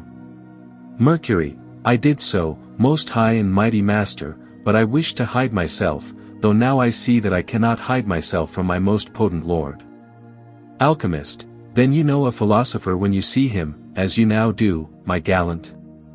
Mercury, my most high lord, I see, and to my own great cost, that your worship is a high and mighty and most potent philosopher. Alchemist, with a smile of satisfaction, now at last I have found what I sought. To the Mercury, in awful tones of thunder, now mind that you obey me, else it will be the worse for you. Mercury, gladly, master, if I can, for I am very weak. Alchemist, oho, do you begin to make excuses already? Mercury, no, but I am very languid. Alchemist, what is the matter with you? Mercury, an alchemist is the matter with me.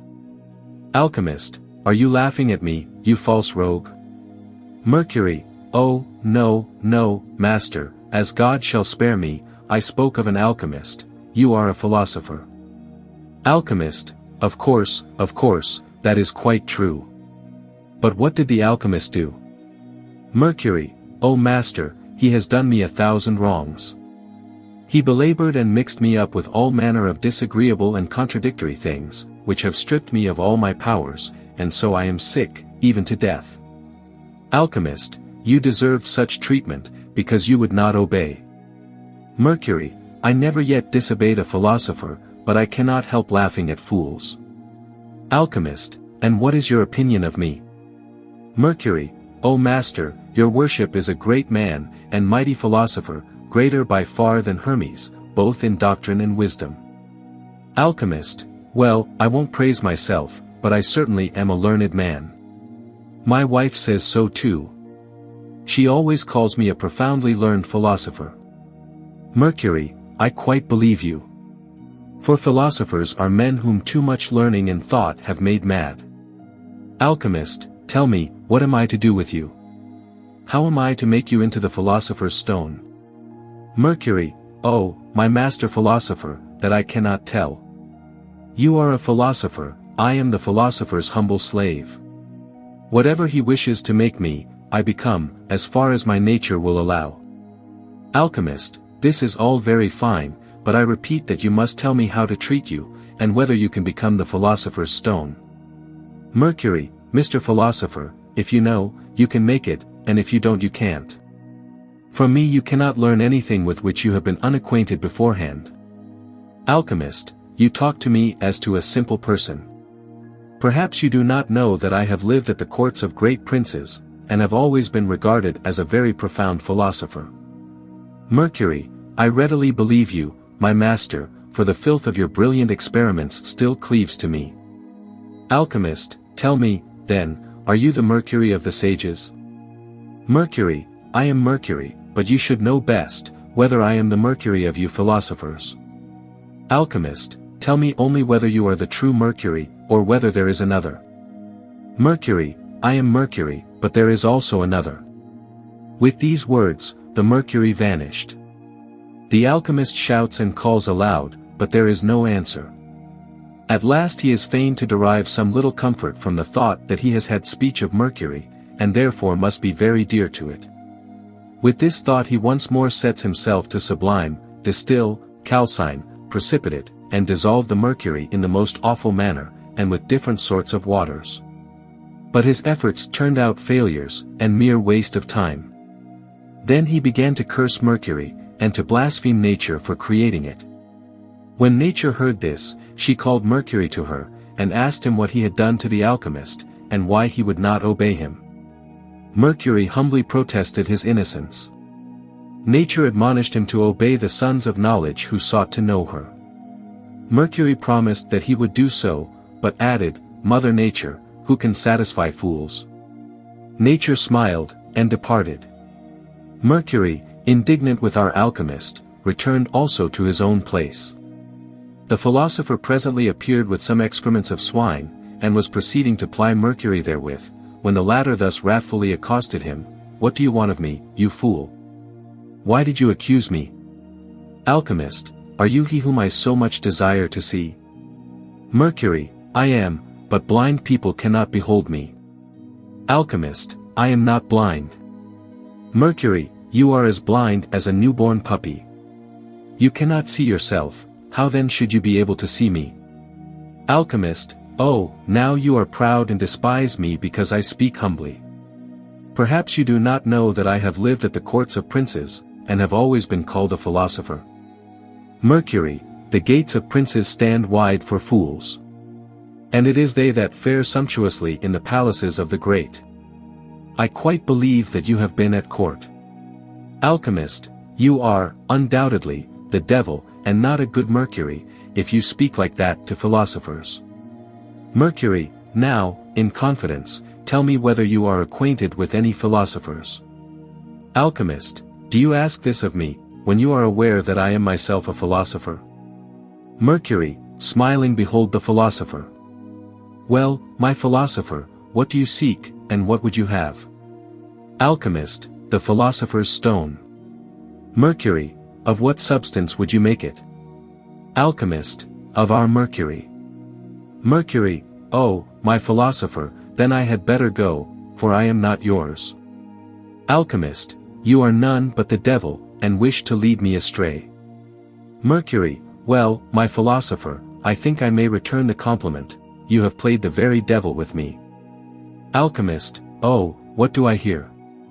This is most certainly the devil. For I have done everything most scientifically, according to the writings of the sages.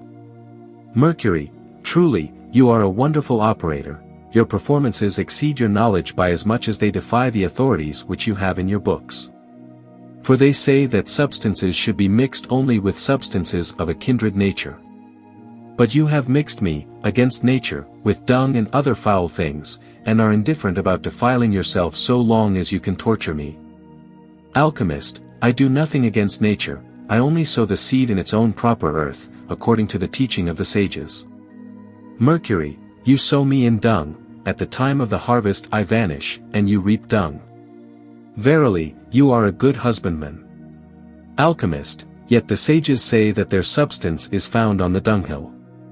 Mercury, what they say is true, but you understand only the letter, and not the spirit of their injunctions. Alchemist, now I see that you are perhaps Mercury. But as you will not obey me, I must once more repeat the words of conjuration, ux, ostas, Mercury, laughing. It is of no use, my friend, your words are as profitable as your works. Alchemist, they say true when they call you a wonderful and inconstant and volatile substance. Mercury, you call me inconstant. But to the constant I am also constant, and to the man of fixed resolve, I am fixed. But you, and the likes of you, are continually abandoning one substance for another, and are ever vagabonds in experiment. Alchemist, tell me truly, are you the mercury which, side by side with sulfur and salt, the philosophers describe as the first principle of all things, or must I look for some other substance? Mercury, the fruit, when it falls, lies near the tree that bore it. I am the same that I was, except in the matter of age. In the beginning I was young, and I remained so as long as I was alone. Now, I am old, and yet I am the same as ever. I am only older than I was. Alchemist, I am glad that you are old. For it is a constant and fixed substance that I require, and this also have I invariably sought. Mercury, it is in vain that you come to the old man whom you did not know as a youth. Alchemist, what is this you say? Did I not know you when you were young? Have I not subjected you to all manner of chemical processes, and shall I not continue to do so till I have prepared the philosopher's stone? Mercury, woe is me! What shall I do? I already scent the foul odor of dung. Woe is me! I beseech you, master philosopher, not to ply me with excrements of swine, or the foul smell will drive me hence. And what more do you want of me? Am I not obedient? Do I not mingle with all things that you ask me to amalgamate with? Do I not suffer myself to be sublimated, precipitated, amalgamated, calcined? What more can I do? I have submitted to be scourged and spat upon till my miserable plight might move a heart of stone. I have given you milk, blood, flesh, butter, oil, and water. I have done all that any metal or mineral can do. And yet you have no pity on me. Woe is me! Alchemist, oh ho, it does you no harm, you rascal, you deserve it all richly, for not changing your form, or for resuming the old form after a mere temporary change. Mercury, I do whatsoever you make me do. If you make me a body, I am a body. If you make me powder, I am powder. How can I be more obedient than I am? Alchemist, tell me, then, what you are in your center, and I will not torment you any more. Mercury, I see there is no escape from speaking fundamentally to you. If you will, you may now understand me. With my form which you see you have nothing to do. My center is the fixed heart of all things, immortal and all-pervading. I am a faithful servant to my master, and a faithful friend to my companions, whom I do not desert, and with whom I perish. I am an immortal body. I die when I am slain, but rise to stand before the judgment seat of a discriminating judge. Alchemist, are you then the philosopher's stone? Mercury, my mother is such, and bf her is born artificially some one thing, but my brother who lives in the citadel has in his gift that which the sage desires. Alchemist, tell me, is your age great? Mercury, my mother bore me, yet I am older than my mother. Alchemist, how in all the world am I to understand you, if you answer my questions in dark parables? Tell me in one word, are you that fountain concerning which Bernard, Count of Trevisan, has written? Mercury, I am no fountain, but I am water, and the fountain surrounds me. Alchemist, since you are water, is gold dissolved in you? Mercury, whatever is with me, I love, and to that which is born with me, I impart nourishment. That which is naked I cover with my wings. Alchemist, I see plainly that it is impossible to talk to you. Whatever I ask you, your reply is foreign to the point. If you do not answer my questions better, I will torment you again. Mercury, have pity on me, master, I will gladly tell you all I know. Alchemist, tell me, are you afraid of the fire? Mercury, I myself am fire. Alchemist, why then do you seek to escape from the fire? Mercury, because my spirit loves the spirit of the fire, and accompanies it wherever it goes. Alchemist, where do you go when you ascend with the fire? Mercury, every pilgrim looks anxiously towards his country and his home. When he has returned unto these he reposes, and he always comes back wiser than he left. Alchemist, do you return, then? Mercury, yes, but in another form. Alchemist, I do not understand what you mean, nor yet about the fire. Mercury, if anyone knows the fire of my heart, he has seen that fire, proper heat, is my food. And the longer the spirit of my heart feeds on fire, the fatter will it be, its death is afterwards the life of all things belonging to my kingdom. Alchemist, are you great? Mercury, my body, as you must know, can become one drop out of 1,000 drops, and, though I am always one, you can divide my body as often as you like. But my spirit, or heart, always produces many thousands of parts out of one part. Alchemist, how is this to be brought about? After what manner should my operation be performed on you? Mercury, I am fire within, fire is my food and my life, but the life of fire is air, for without air fire is extinguished. Fire is stronger than air, hence I know not any repose, and crude air can neither coagulate nor restrain me. Add air to air, so that both become one in even balance, combine them with fire, and leave the whole to time. Alchemist, what will happen then? Mercury, everything superfluous will be removed. The residue you burn in fire, place in water, cook, and when it is cooked you give as a medicine, and have no fear. Alchemist, you do not answer my questions. Wife, bring the excrements of swine, and we will see whether we can get the better of his stubbornness. In his utmost extremity, Mercury called in the help of nature, amidst much lamentation and mourning over these threats of our admirable alchemist. He impeaches the thankless operator. Nature trusts her son, Mercury, whom she knows to be true and faithful, and comes full of wrath to the alchemist, calling him imperiously before her. Alchemist, who calls me? Nature, what are you doing to my son, arch-fool that you are? Why do you torment him? He is willing to give you every blessing, if you can understand him. Alchemist, who dares to rebuke so great a philosopher, and a man withal so excellent as I am?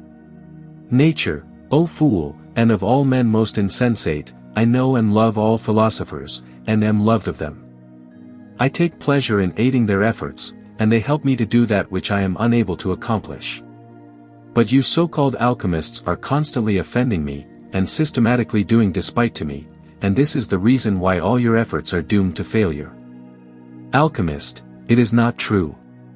I, too, am a philosopher, and understand scientific methods of procedure. I have lived with several princes, and with more than one philosopher, as my wife can testify. Moreover, I possess at this very moment a manuscript which has lain hidden for some centuries in a certain wall. I know very well that I am almost at the end of my labors, and am on the point of composing the Philosopher's Stone. For it was revealed to me a few days ago in a dream. I have had a great many dreams, nor do I ever dream anything untrue, my wife knows it. Nature, it is with you as with a great many of your fellows, at first they know everything, but in the end their knowledge turns to ignorance. Alchemist, if you are truly nature, it is you who serve for the operation of the work. Nature that is true, but it is performed only by those who know me, and such do riot torment my children, nor do they hinder my working. Rather they clear away the impediments, that I may the sooner reach the goal. Alchemist, that is exactly what I do. Nature, no, you do nothing but cross me, and deal with my children against my will. Where you should revive, you kill, where you should fix, you sublime, where you should calcine, you distill. And thus my obedient son Mercury you torment in the most fearful manner. Alchemist, then I will in future deal with him gently, and subject him only to gradual coction. Nature, that is well, if you possess understanding. Otherwise, you will ruin only yourself and your possessions. If you act in opposition to my commands, you hurt yourself more than him. Alchemist, but how am I to make the philosopher's stone? Nature, that question does not justify your ill treatment of my son. Know that I have many sons and daughters, and that I am swift to succor those who seek me, provided they are worthy. Alchemist, but who is that Mercury? Nature, know that I have only one such son, he is one of 7, and the first among them, and though he is now all things, he was at first only one. In him are the 4 elements, yet he is not an element. He is a spirit, yet he has a body. A man, yet he performs a woman's part, a boy, yet he bears a man's weapons, a beast, and yet he has the wings of a bird. He is poison, yet he cures leprosy, life, yet he kills all things, a king, but another occupies his throne. He flees from the fire, yet fire is taken from him, he is water, but does not wet the hands, he is earth, and yet he is sown, he is air, and lives by water. Alchemist, now I see that I know nothing, only I must not say so. For I should lose the good opinion of my neighbors, and they would no longer entrust me with money for my experiments. I must therefore go on saying that I know everything, for there are many that expect me to do great things for them. Nature, but if you go on in that way, your neighbors will at last find you out, and demand their money back. Alchemist, I must amuse them with promises, as long as I can. Nature, and what then? Alchemist, I will try different experiments. And if they fail, I will go to some other country, and live the same life there. Nature, and then? Alchemist, ha, ha, ha. There are many countries, and many greedy persons who will suffer themselves to be gulled by my promises of mountains of gold. Thus day will follow day, and in the meantime the king or the donkey will die, or I myself. Nature, such philosophers are only fit for the gallows. Be off, and take with you my most grievous curse. The best thing that you can do, is to give yourself up to the king's officers, who will quickly put an end to you and your philosophy. New Chemical Light. Second Part. Concerning Sulfur. The author's anagram. Angelus doce mihi jus. Angel, teach me right. Preface. As I am not at liberty to write more plainly than the ancient sages, gentle reader, you may possibly be dissatisfied with my book, particularly as you have so many other philosophical treatises ready to your hand. But you may be sure that no necessity is laid upon me to write at all, and that if I have come forward it is only out of love to you, having no expectation of personal profit, and no desire for empty glory, for which reason I here refrain. As I have before done, from revealing my identity to the public. I was under the impression that in the first part of this work I had already given a lucid account of our whole art. But my friends tell me that there is one point with which I have not yet fully dealt, and vehemently urge me to write this second treatise about sulfur. The question is, whether even this book will convey any information to one before whom the writings of the sages and the open book of nature are exhibited in vain. For if you could incline your ear to the teaching of nature, you would at once be able to emancipate yourself from the tutelage of printed volumes. In my opinion it is better to learn from the master himself than from one of the disciples. In the preface to my 12 treatises, and again in the 12th chapter, I have already hinted at the reason why there is so great a multitude of books on this subject, that they confound and hinder the student instead of helping him. The confusion is rendered worse confounded by the ill will of the sages, who seem to have set pen to paper for the express purpose of concealing their meaning.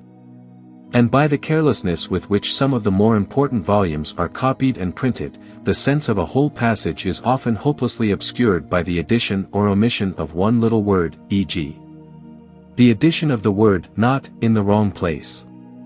Yet the student may get information even from these books, as the bee obtains honey even from poisonous flowers, if he reads them by the light of natural fact, and with constant reference to the utterances of other sages. One writer explains another.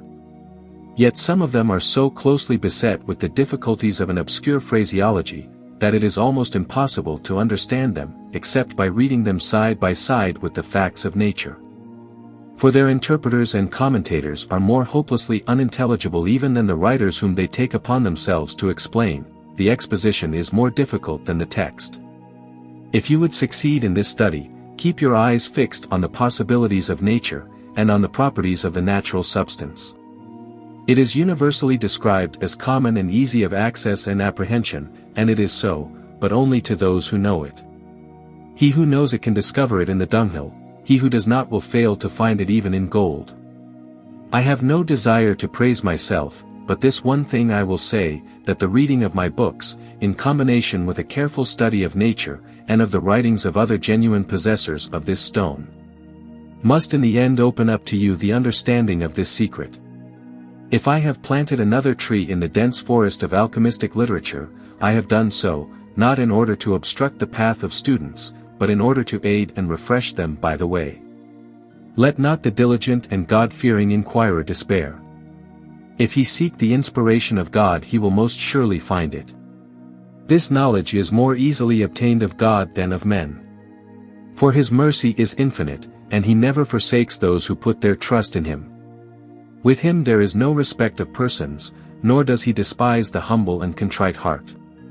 He has showered the fullness of his mercy even on me, the unworthiest of all his creatures, in shewing to me his wonderful power and ineffable goodness, which I am utterly unable to declare.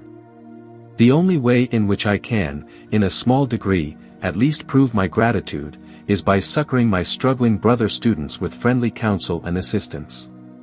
Rest assured, then, gentle reader, that he will grant this boon to you, if you wait upon him day by day with earnest prayer, and in the power of a holy and loving life. He will throw open to you the portals of nature. And you will be amazed at the simplicity of her operations. Know for certain that nature is wonderfully simple, and that the characteristic mark of a childlike simplicity is stamped upon all that is true and noble in nature. If you would imitate nature, you should take her simplicity for your model in all the operations of art. If my book does not please you, throw it away, and take up some other author. It is short, so that you need not spend much time in reading it through. Only persevere, to the importunate knocker the door will at length be opened. The times are at hand when many secrets of nature will be revealed to men. The fourth or northern monarchy is about to be established, the mother of knowledge will soon come, and many things will be brought to light that were hidden under the three preceding monarchies. This fourth kingdom God will found by the hand of a prince who will be enriched with all virtues, and endowed with wisdom greater than that of Solomon. In his time, to adopt the words of the psalmist, mercy and truth will meet together. Peace and justice will kiss each other, truth will spring up from the ground, and righteousness will look down from heaven. There will be one shepherd and one fold, and knowledge will be the common property of all. For those days I, too, am waiting with longing. Pray to God that it may come soon, gentle reader. Fear him, love him, and read carefully the books of his chosen sages, and you will soon see, and behold with your own eyes, that I have spoken truly. Concerning sulfur. The second principle. Sulfur is by no means the least important of the great principles, since it is a part of the metal, and even a principal part of the philosopher's stone. Many sages have left us weighty sayings about this substance, for instance, Geber himself, Sum of Perfection, BKI, chapter 28, who says, it illumines all bodies, since it is the light of the light, and their tincture. But seeing that the ancients regarded it as the noblest principle, before we proceed to speak about it, we must first explain the origin of the three principles. The origin of the principles is a subject which has hitherto been but scantily discussed in the works of the sages, and the student who knows nothing about it, is as much in the dark in regard to this matter, as is a blind man in respect to color. I therefore propose to make this point which my predecessors have neglected, the subject of my treatise. Now, according to the ancient sages there are two principles of things, and more particularly of metals, namely, sulfur and mercury. According to the moderns there are three, salt, sulfur, and mercury, and the source of these principles are the elements, of which it therefore behoves us to speak first. Be it known to the students of this art that there are four elements, and that each has at its center another element which makes it what it is. These are the four pillars of the world. They were in the beginning evolved and molded out of chaos by the hand of the Creator, and it is their contrary action which keeps up the harmony and equilibrium of the mundane machinery. It is they which, through the virtue of celestial influences, produce all things above and beneath the earth. We will say a few words about each of them in due order of succession, and first of all about the nearest element, earth. Concerning elementary earth. Earth is an element of considerable quality and dignity. In this element the other three, especially fire, are latent. It is admirably adapted both to the concealment and to the manifestation of things committed to it. It is gross and porous, specifically heavy, but naturally light. It is also the center of the world and of the other elements. Through its center passes the axis of the earth to both poles. It is porous, as we have said, like a sponge, and produces nothing of itself, but it receives all that the other three project into it, conscientiously conceals what it should hide, and brings to light that which it should manifest. Whatsoever is committed to it putrefies in it through the action of motive heat, and is multiplied by the separation of the pure from the impure. Heavy substances are hidden in it. Light substances are driven by heat to its surface. It is the nurse and womb of all seed and commixtion, and these seeds and compounds it faithfully preserves and fosters till the season of maturity. It is cold and dry, but its dryness is tempered with water. Outwardly it is visible and fixed. Inwardly it is invisible and volatile. It is a virgin substance, and dead residue of the creative distillation of the world, which God will one day calcine, and after extracting the humor, create out of it a new crystalline earth. In its present state it consists of a pure and an impure element. The first is used by water for producing natural forms, the latter remains where it is. It is also the storehouse of all treasures, and in its center is the Gehenna fire, conserving the machine of the world, and this by the expression of water, which it converts into air. This fire is produced by perpetual motion, and the influences of the stars. It is aided by the solar heat, which is tempered by the atmosphere, and the two together mature the growth of all things.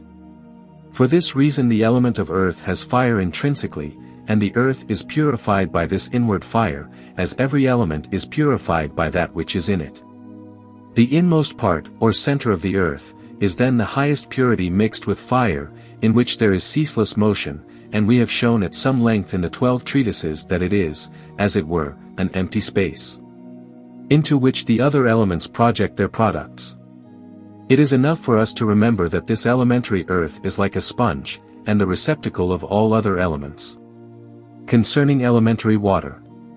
Water is an element of great specific gravity, full of unctuous moisture. Outwardly it is volatile, inwardly it is fixed, cold, and humid. It is tempered by air, and is the sperm of the world, in which the seed of all things is conserved. There is a great difference between sperm and seed. Earth is the receptacle of sperm, water the receptacle of seed.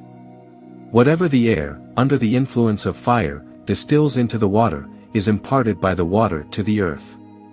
There is always an abundance of sperm awaiting seed, in order that it may carry it into the matrix, which is performed by the movement of the air, excited by the imagination of fire. Sometimes sperm has not a sufficient quantity of seed, for want of heat to digest it. Sometimes, when there is no seed, the sperm enters the womb alone, but is ejected again without producing any fruit. At other times conception does not take place, even when there is plenty of seed in the sperm, because the womb is rendered barren by a superfluity of bad sulfur and malignant phlegm. Water is capable of commixtion with all things. By means of its volatile surface, it purifies and dissolves earth. Air is congealed in it, and thus intimately united to it. It is the solvent of the world, because by the action of heat, it penetrates the air, and carries with it a warm vapor which causes the natural generation of those things with which the earth is like a womb impregnated. When the womb has once received a due portion of seed, nature never rests until the natural form, whatever it may be, has been produced. The humid residue, or sperm, is putrefied in the earth by means of warmth, and out of it worms and other things are generated. An intelligent artist will readily understand how great a variety of wonders is performed by nature through this element, as a sperm, but the said sperm must be operated upon, having already within it, an imagined astral seed of a certain weight. For nature produces pure things by means of the first putrefaction, but things far purer by means of the second, as you see in the case of wood, where vegetable fiber is produced as the result of the first putrefaction. While the putrefaction of wood engenders worms and insects, natural forms endowed with sentient life. And it is clear that animate creatures endowed with sense and motion belong to a higher creative level, and are molded of a purer substance than plants. Water is the menstruum, solvent, of the world, and exists in 3 degrees of excellence, the pure, the purer, and the purest. Of its purest substance the heavens were created, of that which is less pure the atmospheric air was formed. That which is simply pure remains in its proper sphere, where, by the will of God, and the cooperation of nature, it is guardian of all subtle substances here below. It has its center in the heart of the sea. Its polar axis coincides with that of the earth, whence flow forth all springs and fountains of water, which are presently swollen into great rivers. This constant movement of water preserves the earth from combustion, and distributes the seeds of things throughout its length and breadth. Yet all water courses return to the heart of the sea. As to the ultimate fate of this water opinions are divided. Some say that all water is generated in the stars, and the sea does not overflow its shores because the water is consumed by fire as it reaches the heart of the sea. But this hypothesis is contrary to nature's methods of working. Nature produces like out of like, and how can the stars, which are air and fire, produce water? Moreover, the safety of this earth depends on the equilibrium of the 4 elements. If at any time the total quantity of one element exceeded that of the others, the universe would relapse into chaos. Hence, if the stars generated water, they must manifestly produce an equal quantity not only of air and fire, but also of earth, which is manifestly absurd. It is much more reasonable to suppose that the waters are chained down, as it were, to the foundation of the earth by the circumambient air, and that they are constrained by it to continue in a ceaseless movement towards the Arctic pole, because no vacuum is possible in nature. Which is also the reason why there is a Gehenna fire in the center of the earth, which is presided over by the archeus, the first principle, of nature. For in the creation of the world, God first of all separated the quintessence of the elements from the weltering mass of chaos. And out of it he evolved fire, the purest of all substances, giving to it the most exalted place in the universe, and making it, in a special manner, the dwelling place of his sacred majesty. In the center of chaos was kindled that fire which afterwards distilled and carried upward the purest substance of water. But, because this most pure fire now occupies the firmament, and surrounds the throne of God, the waters have been condensed into a body beneath it. And thus the sky is formed, while the water which now forms the atmospheric air in the lower firmament is due to the action of a lower and grosser fire. As the water of the firmament cannot pass the bounds of that highest and celestial fire, so the lower fire cannot pass through the atmospheric air to the earth, nor can the air pass the bounds of this lower fire. The water and the earth were formed together into one organic mass. Only one part of this water was volatilized into air, in order to protect the earth from the fierce and consuming heat of the sun. If there had been a vacuum in the air, all the water would have evaporated, but as the space below the firmament is already filled up with air, the great bulk of the water is kept below, near the center of the earth, by the pressure of the air. These natural conditions continue to operate day by day, and through their normal action the world will be preserved from destruction during the good pleasure of the Creator. The central fire is kindled day by the universal motion and influence of the celestial bodies. This fire heats the water, and a certain quantity of the water is dissolved into air. The air day by day keeps down by its weight the residue of the water, and causes it to form one mass with the earth. And as the equilibrium of the world is thus naturally preserved by the Creator, so every natural generative process in the world must repeat the same conditions on a small scale. Thus the elements below act in perfect unison with the elements above, which God created of a far greater purity and excellence.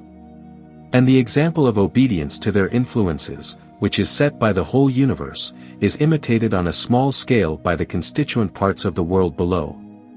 But let us now proceed to explain the flux and reflux of water. There are two poles, the Arctic Pole in the north, and the Antarctic Pole, or the southernmost point of the Earth. The Arctic Pole possesses the property of magnetic attraction, the Antarctic Pole that of magnetic repulsion.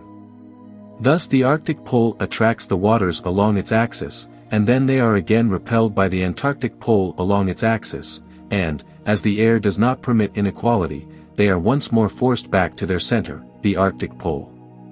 In this their continual course from the Arctic to the Antarctic Pole, they pass through the middle, i.e.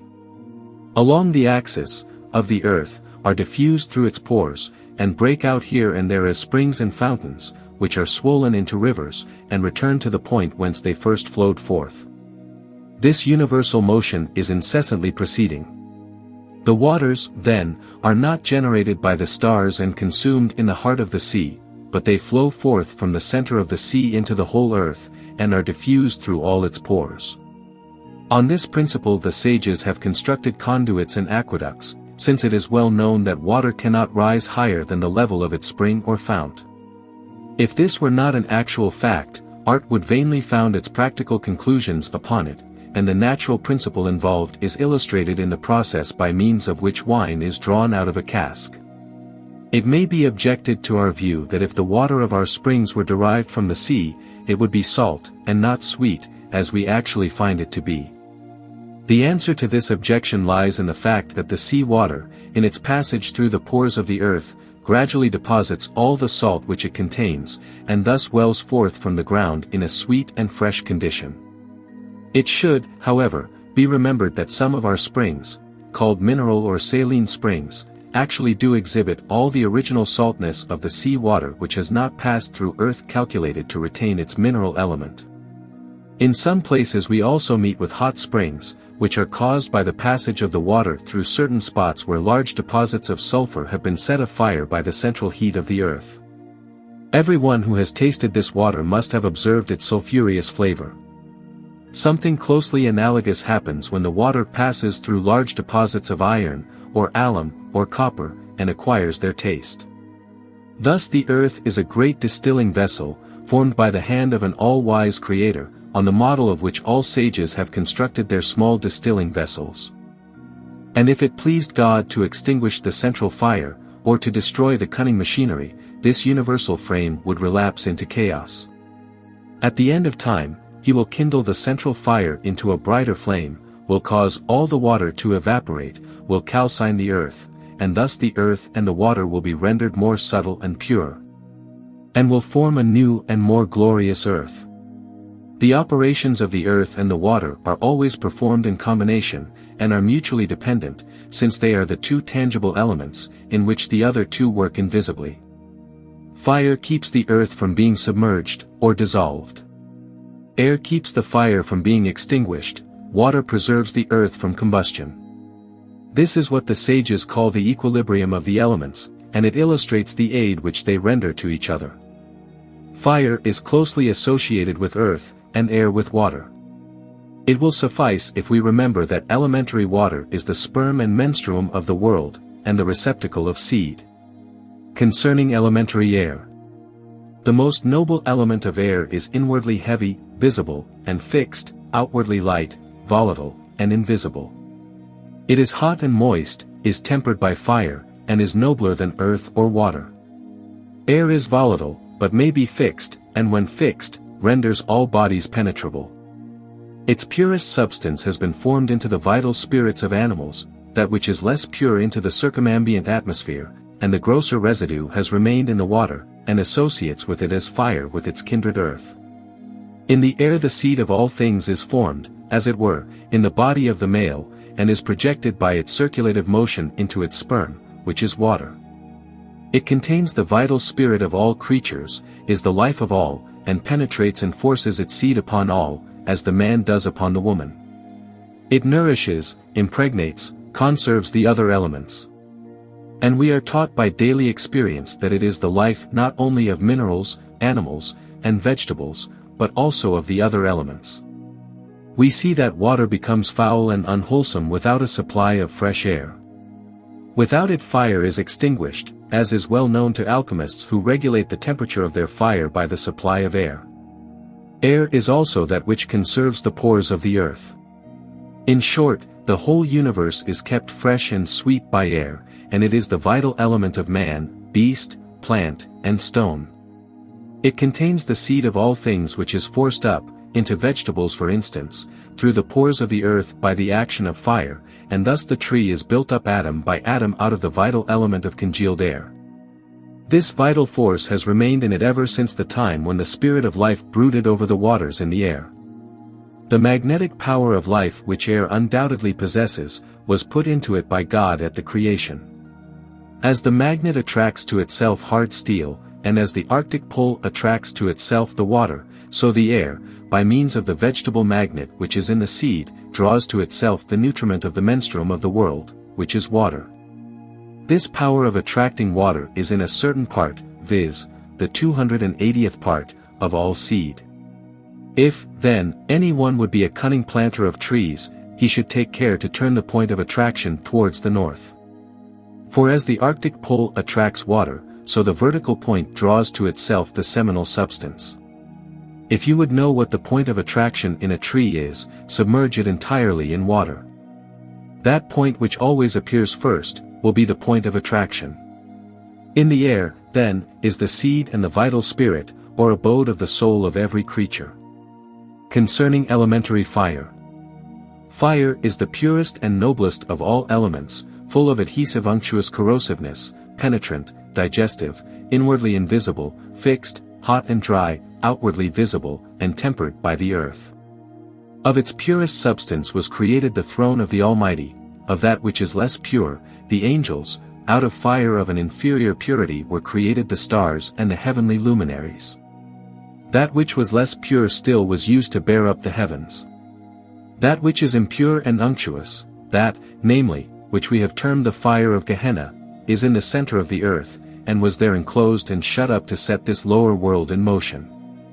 Though these different fires are separate, yet they are also joined together by natural sympathy. This element is the most passive of all, and resembles a chariot. When it is drawn it moves, when it is not drawn, it stands still. It exists imperceptibly in all things, and of it is fashioned the vital rational soul, which distinguishes man from all other animals, and makes him like God. This rational soul was divinely infused into his vital spirit by God, and entitles him to be regarded as a microcosm, or small world by himself. But the fire which surrounds the throne of God is of an infinitely pure and simple essence, and this is the reason that no impure soul can know God, and that no human eye can penetrate this essential fire. For fire is the death and destruction of everything composite, and all material substances are of this nature. What I said about the restful passivity of fire, applies in a certain sense to the eternal calm and unchangeableness of the divine nature.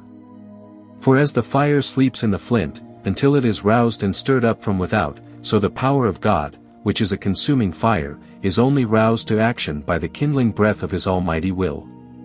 How calmly and solemnly does not even an earthly monarch sit enthroned in the pomp and state of his royalty. His courtiers hardly venture to move, and all around is calm and still. But when he rises, what a stir of motion and activity does he not cause? All that are about him arise with him, and presently you see him sweeping along in grand and stately majesty.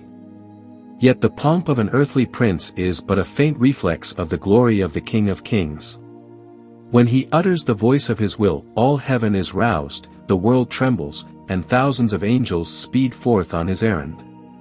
But it may be asked, I come to have this knowledge about heavenly things which are removed far beyond human ken.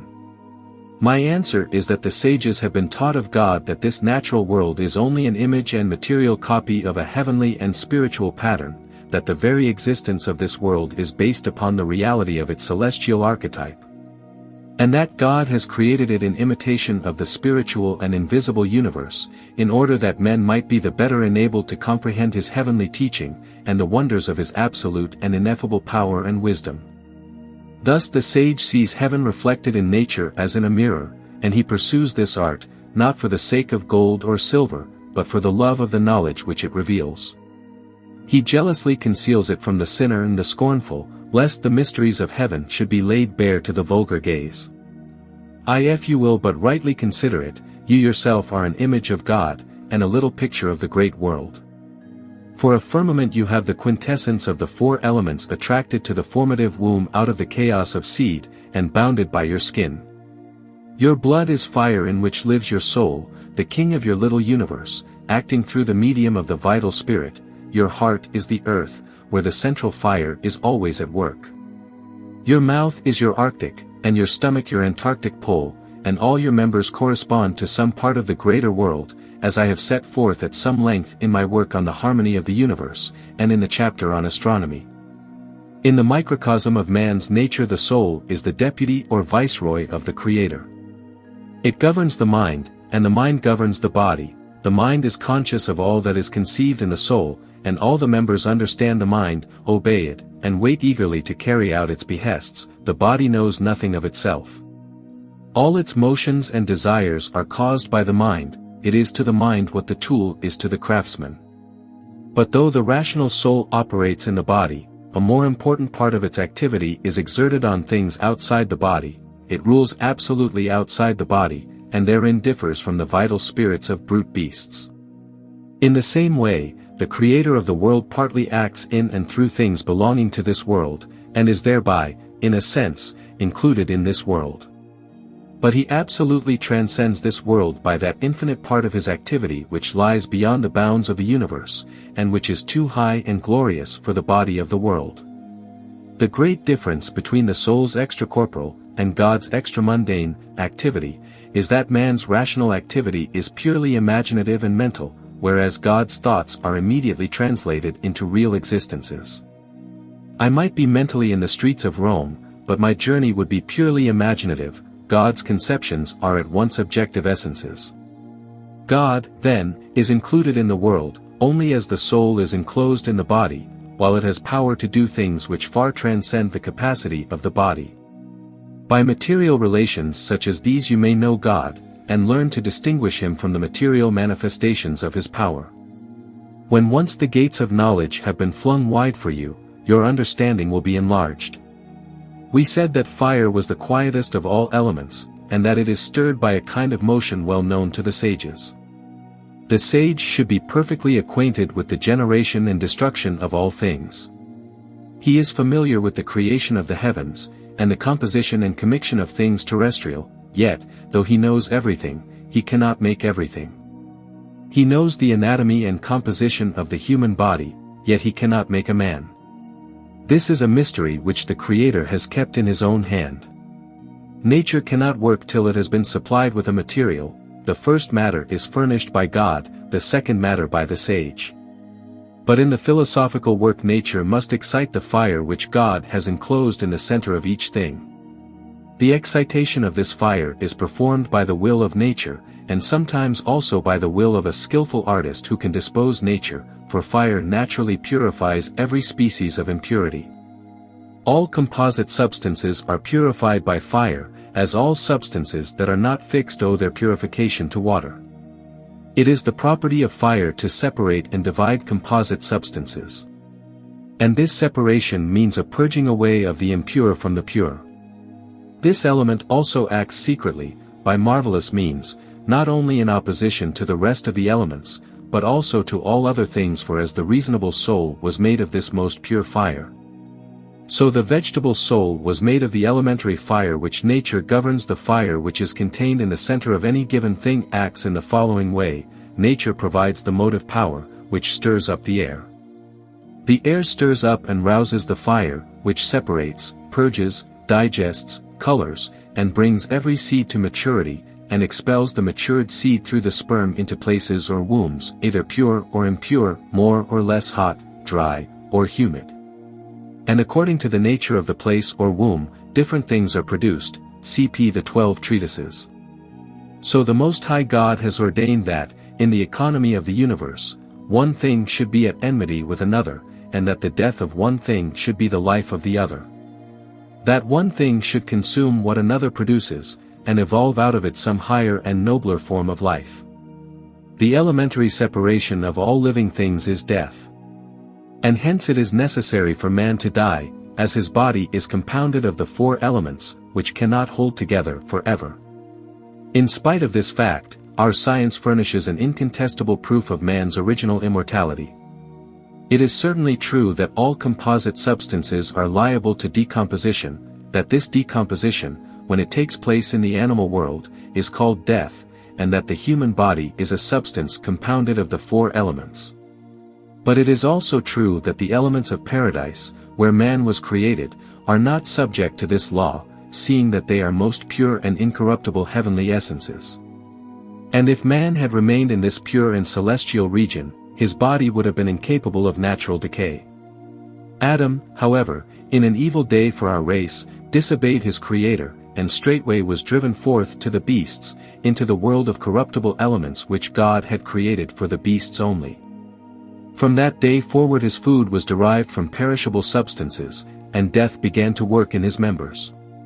The pure elements of his creation were gradually mingled and infected with the corruptible elements of the outer world, and thus his body became more and more gross, and liable, through its grossness, to natural decay and death. The process of degeneration was, of course, slow in the case of Adam and his first descendants, but, as time went on, the seed out of which men were generated became more and more infected with perishable elements. The continued use of corruptible food rendered their bodies more and more gross, and human life was soon shortened to a very brief span indeed. In some favored climes, where men eat and drink moderately, they still sometimes live to a green old age. But in our latitudes men abridge the term of their natural existence by grossly filling themselves with an excess of elementary corruptible food, and thus, before their time, become like the beasts that perish. When the pure and essential elements are joined together in loving equilibrium, as they are in our stone, they are inseparable and immortal, like the human body in paradise. Whence also our philosophical treasure has been compared to the creation of man, an analogy which modern wise men, who take all things literally, have understood as referring to the corrupted generation of this present order, which is produced from corruptible elements. It was the recollection of man's immortality in paradise, that first set sages a-thinking whether those pure and essential elements might not be obtained in this world, and united in one body. At length a merciful Creator made known to them that the desired conjunction of such elements existed in gold. It could not be found among the animals who are sustained by corruptible food, nor in vegetables, because they exhibit the elements in a state of inequality and contention.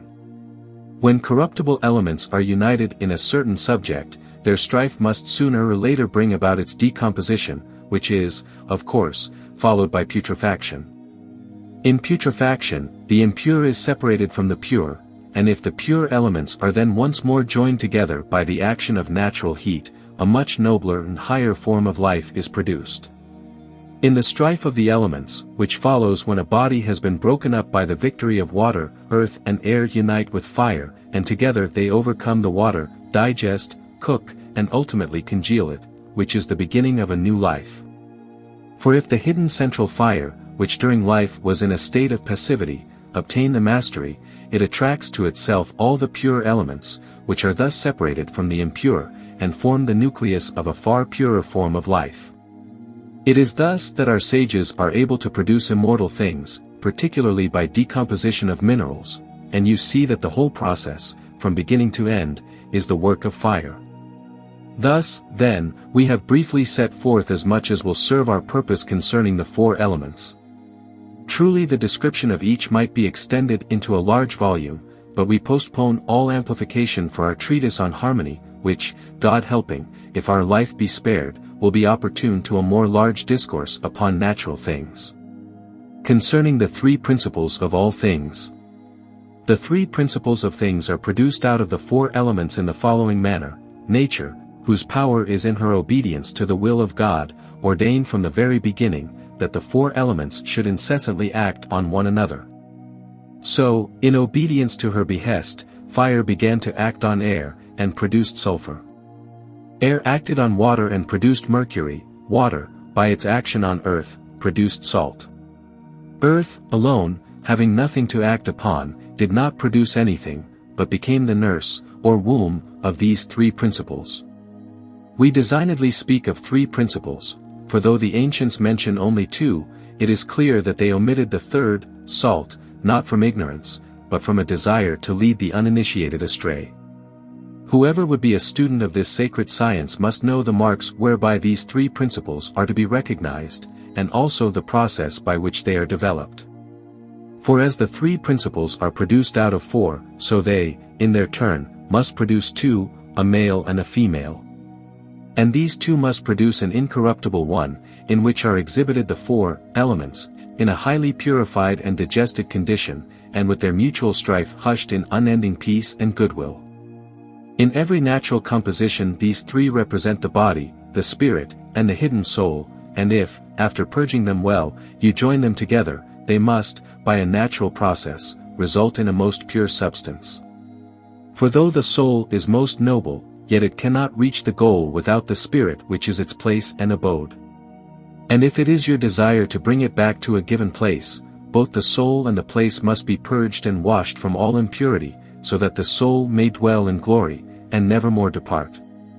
Without these three principles, the artist can do nothing, since even nature is powerless without them. They are in all things, and without them there is nothing in the world, neither, indeed, can be. Their origin being such as we have described, it is from these, by an imitation of nature, that you must produce the mercury of the philosophers, and their first matter, bearing in mind the laws which govern natural things, and especially metals. Do not think that salt is unimportant because it is omitted by the ancients, they could not do without it, even if they did not name it, seeing that it is the key which opens the infernal prison house, where sulfur lies in bonds. The three principles are necessary because they are the immediate substance of metals. The remoter substance of metals is the four elements, but no one can produce anything out of them but God. And even God makes nothing of them but these three principles. Why, then, should the sage lose time and labor over the four elements, when he has the substance made ready to his hand by nature? It is surely less troublesome to go 3 miles than 4, and as these three principles exist in all things, and, according to their proportions, etc., produce either metals, or plants, or animals, it is best to use them as our first substance. The body is earth, the spirit water, the soul fire or sulfur of gold. The spirit augments the quantity of the body, the soul the virtue. But because in the matter of weight there is more of spirit than of fire, the spirit is uplifted, oppresses the fire, and attracts it to itself in such a way that both augment in virtue, and the earth, which is mediate between them, augments in weight. The artist should determine which of the three principles he is seeking, and should assist it so that it may overcome its contrary. Afterwards he must seek by his skill to supplement what has been wanting in nature, and thus his chosen principle will obtain the necessary victory. The element of earth is nothing but a receptacle, in which fire and air carry on their strife through the mediation of air. If water predominate, temporal and corruptible things are produced. If fire obtains the victory, it produces lasting and incorruptible things. So you know which of the elements ought to receive your aid. Moreover, though fire and water are in all things, they can produce nothing without air and earth. Their activity is aroused by external heat, in nature, the central fire of the earth, and in their struggle they are assisted each by that which is like to it. By this strife they are subtilized in the pores of the earth, and when they ascend to the surface they produce flowers and fruit, in which they closely associate together as friends. And the more they are subtilized and purified in their ascent, the more excellent are the fruits which they produce. When the purification has thus been performed, let water and fire become friends, which they will readily do in their earth which ascends with them. And the process will be the more speedily and perfectly accomplished, if you combine the two in their proper proportions, thus improving upon nature.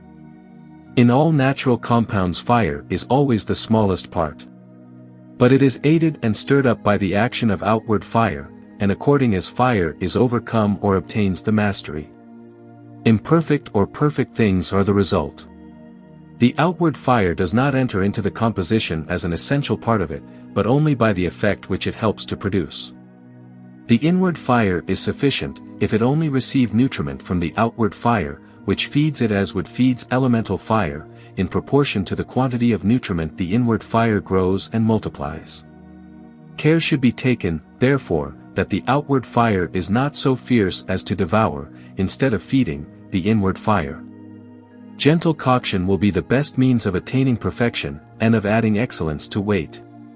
But as it is difficult to add to a compound substance, I would advise rather to produce the same effect by removing that which is present in an excessive quantity.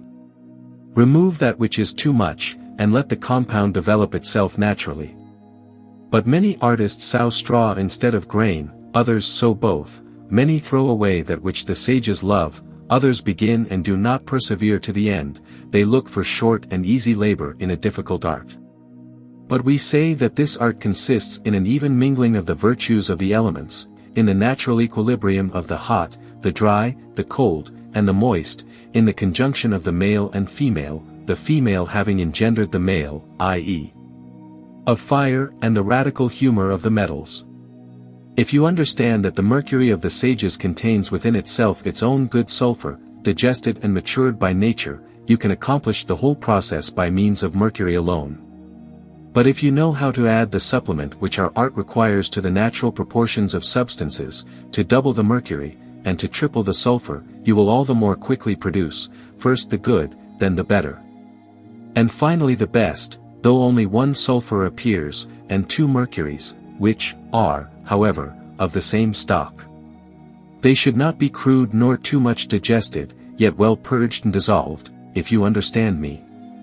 It is really unnecessary to describe the matter of the mercury and the sulfur of the sages, as it has already been as plainly delineated by the ancients as is consistent with our vow.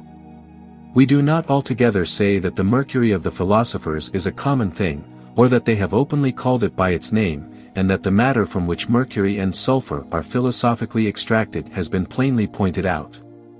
For the mercury itself is not found above ground, but is extracted by an artifice from sulfur and mercury conjoined. In short, sulfur and mercury are the ore of our quicksilver, and this quicksilver has power to dissolve, mortify, and revive metals, which power it has received from the sulfur, which has some of the properties of an acid. In order to put you on the right track, I will also tell you the difference between our quicksilver and common mercury. Common mercury does not dissolve gold and silver so as to amalgamate with them.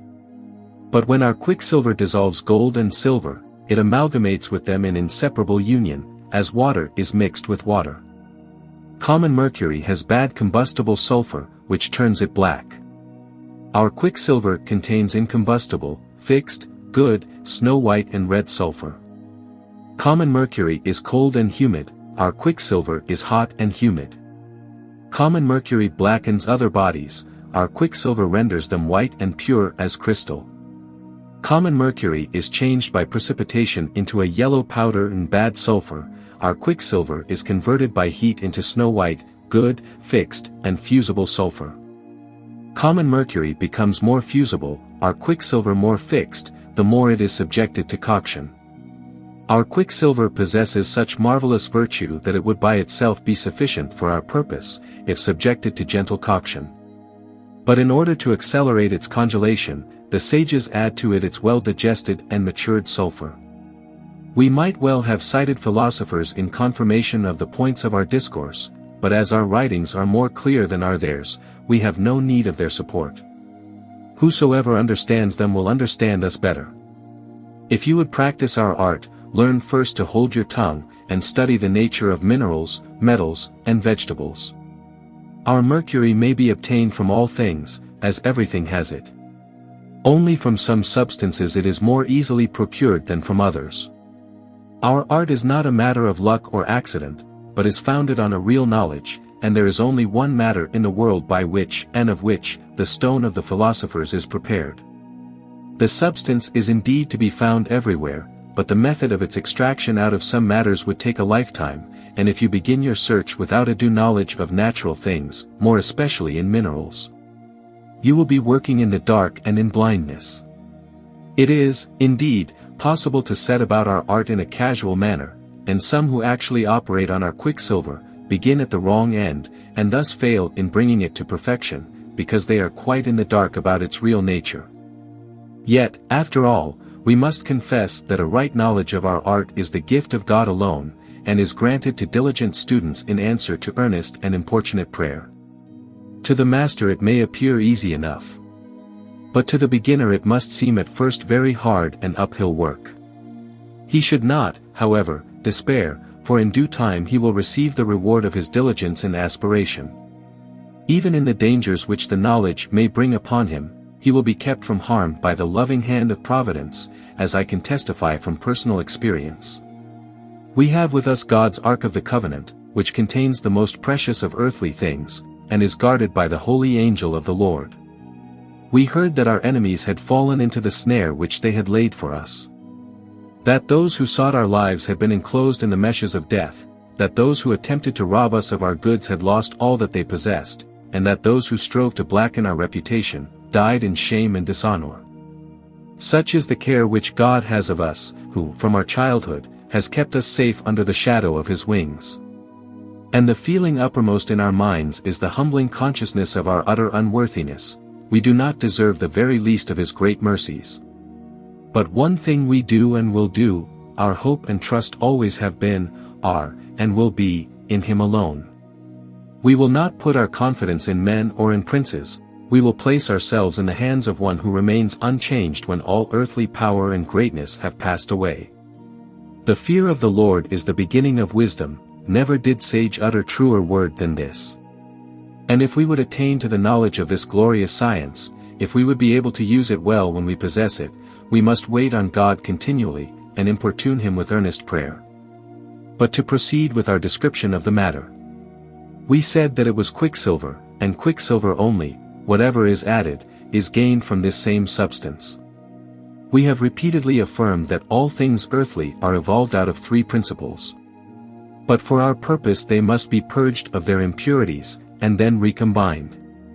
That which is wanting is added, and thus imitating and assisting nature, we arrive at a degree of perfection such as nature is unable to attain, on account of the impurities with which her operations are clogged.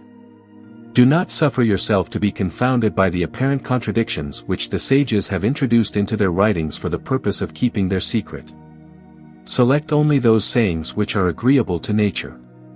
Take the roses, leave the thorns. If you wish to produce a metal, your fundamental substance should be metallic. Only a dog can beget a dog, without wheat you will vainly plow your field. And all your endeavors in this art will be in vain, unless you take your radical humor from a metal. There is one substance, one art, one operation. It is as erroneous to suppose that any of the particular benefits of our stone can be enjoyed before the stone itself has been prepared. As it would be absurd to imagine that you can have a branch without a root or tree. If you have water you can cook in it various kinds of meat, and thus obtain broth of different flavors, but there will be no broth unless you have both the water and the meat. In metals, then, as in all other things, there is only one first substance, but the universal substance is modified in a vast variety of ways, according to the course of its subsequent development. Thus one thing is the mother of all things. This great fact ought always to be borne in mind in studying the works of the sages, for nothing but mistakes and disappointment can result from a slavishly literal interpretation of their books. It is a pity that, instead of humbly studying and following nature, our alchemists are so ready to adopt any fancy or notion that happens to pass through their minds. They seek to attain the end not only without a middle part, but without so much as a beginning. But how can anyone who sets about our art in so casual and haphazard a manner expect anything but disappointments? Let our alchemists have done, then, once for all, with their sophistical methods, to which they ascribe so great an importance, with their dilabations, rubrifactions, fixations of the moon, extractions of the soul of gold. And let them place themselves under the unerring guidance of nature. For though the soul of the metal has to be extracted, it must not be killed in the operation. And the extraction of the living soul, which has to be reunited to the glorified body, must be carried on in a way very different from the violent method commonly prevailing among alchemists. We do not propose to multiply wheat without seed corn. But let us, in concluding this part of the subject, earnestly inculcate on the student's mind the necessity of having seed that will germinate and grow, and to avoid the use of seed which has been killed by an excess of fiery heat. Concerning sulfur. Among the three principles the sages have justly assigned the first place to sulfur, as the whole art is concerned with the manner of its preparation. Sulfur is of three chief kinds, that which tinges or colors, that which congeals mercury, and essential sulfur, which matures it. The properties and preparation of this sulfur we propose to describe, not in a set treatise, but in a dialogue like that which brought out the essential properties of mercury. We will only say, by way of preface, that sulfur is more mature than the other principles, and that mercury cannot be coagulated without it. The aim and object of our art is to elicit from metals that sulfur by means of which the mercury of the sages is, in the veins of the earth, congealed into silver and gold. In this operation the sulfur acts the part of the male, and our mercury that of the female. Of the composition and action of these two are engendered the mercuries of the philosophers. In our former dialogue we gave an account of the meeting of alchemists, which a sudden tempest brought to so abrupt a close. Among those who took a prominent part in the proceedings, was a good friend of the first alchemist. He was not a bad man, or an impostor, but, as they say, nobody's enemy except his own, yet he was foolish withal, and though really very ignorant, had no small opinion of his own wisdom and learning. He had at the meeting been the foremost champion of the claims of sulfur to be regarded as the first substance of the stone, and was satisfied that he would have been able to make good that claim, if the meeting had not been prematurely broken up. So when he got home he resumed his operations on sulfur in a very confident spirit. He subjected it to distillation, sublimation, calcination, fixation, and to countless other chemical processes, in which he spent much time and money, without arriving at any result whatsoever. His failures at length began to prey on his health and spirits, and in order to recruit the former, and raise the latter, he fell into the habit of taking long walks in the neighborhood of the town where he lived. But wherever he went he could think of nothing but sulfur. One day, with his mind full of this besetting idea, and being wrought almost to an ecstasy, he entered a certain verdant grove, in which there was abundance not only of trees, herbs, and fruits, but also of animals, birds, minerals, and metals. Of water there was indeed a great scarcity. It was carried to the place by means of aqueducts, and among these was a conduit flowing with water extracted from the rays of the moon, but this water was reserved for the use of the nymph of the grove. In the grove there were 2 young men tending oxen and rams, and from them he learned that the grove belonged to the nymph Venus. The alchemist was gratified enough, but all his thoughts were absorbed by the subject of sulfur, and when he remembered the words of the sages, who say that the substance is vile and common, and its treatment easy. When he recollected the vast amount of time, labor, and money which he had vainly spent upon it, he lifted up his voice, and in the bitterness of his heart, cursed sulfur. Now sulfur was in that grove, though the alchemist did not know it. But suddenly he heard a voice which said, "My friend, why do you curse sulfur?" He looked up in bewilderment. Nobody was to be seen. "My friend, why are you so sad?" continued the voice. "Alchemist, master, I seek the philosopher's stone as one that hungers after bread." Voice, "And why thus do you curse sulfur?" Alchemist, "My lord, the sages call it the substance of the stone. Yet I have spent all my time and labor in vain upon it, and am well nigh reduced to despair." Voice, "It is true that sulfur is the true and chief substance of the stone. Yet you curse it unjustly. For it lies heavily chained in a dark prison and cannot do as it would. Its hands and feet have been bound, and the doors of the dungeon closed upon it, at the bidding of its mother, Nature, who was angry with it for too readily obeying the summons of every alchemist. It is now confined in such a perfect labyrinth of a prison, that it can be set free only by those sages to whom Nature herself has entrusted the secret." Alchemist, "Ah! Miserable that I am, this is why he was unable to come to me. Flow very hard and unkind of the mother. When is he to be set at large again?" Voice, "That can only be by means of hard and persevering labor." Alchemist, "Who are his jailers?" Voice, "They are of his own kindred, but grievous tyrants." Alchemist, "And who are you?" Voice, "I am the judge and the chief jailer, and my name is Saturn." Alchemist, "Then sulfur is detained in your prison?" Voice, "Yes, but I am not his keeper." Alchemist, what does he do in prison? Voice, whatever his jailers command. Alchemist, and what can he do? Voice, he can perform 1,000 things, and is the heart of all. He can perfect metals and minerals, impart understanding to animals, produce flowers in herbs and trees, corrupt and perfect air. In short, he produces all the odors and paints all the colors in the world. Alchemist, of what substance does he make the flowers? Voice, his guards furnish him with vessels and matter, sulfur digests it. And according to the diversity of the digestion, and the weight of the matter, he produces choice flowers, having their special odors. Alchemist, master, is he old? Voice, no, friend, that sulfur is the virtue of the world, and though nature's second-born, yet the oldest of all things. To those who know him, however, he is as obedient as a little child. He is most easily recognized by the vital spirit in animals, the color in metals, the odor in plants. Without his help his mother can do nothing. Alchemist, is he the sole heir, or has he any brothers? Voice, he has some brothers who are quite unworthy of him, and a sister that he loves, and who is to him as a mother. Alchemist, is he always the same? Voice, as to his nature, it is always the same. But in person his heart only is pure, his garments are spotted. Alchemist, master, was he ever quite free?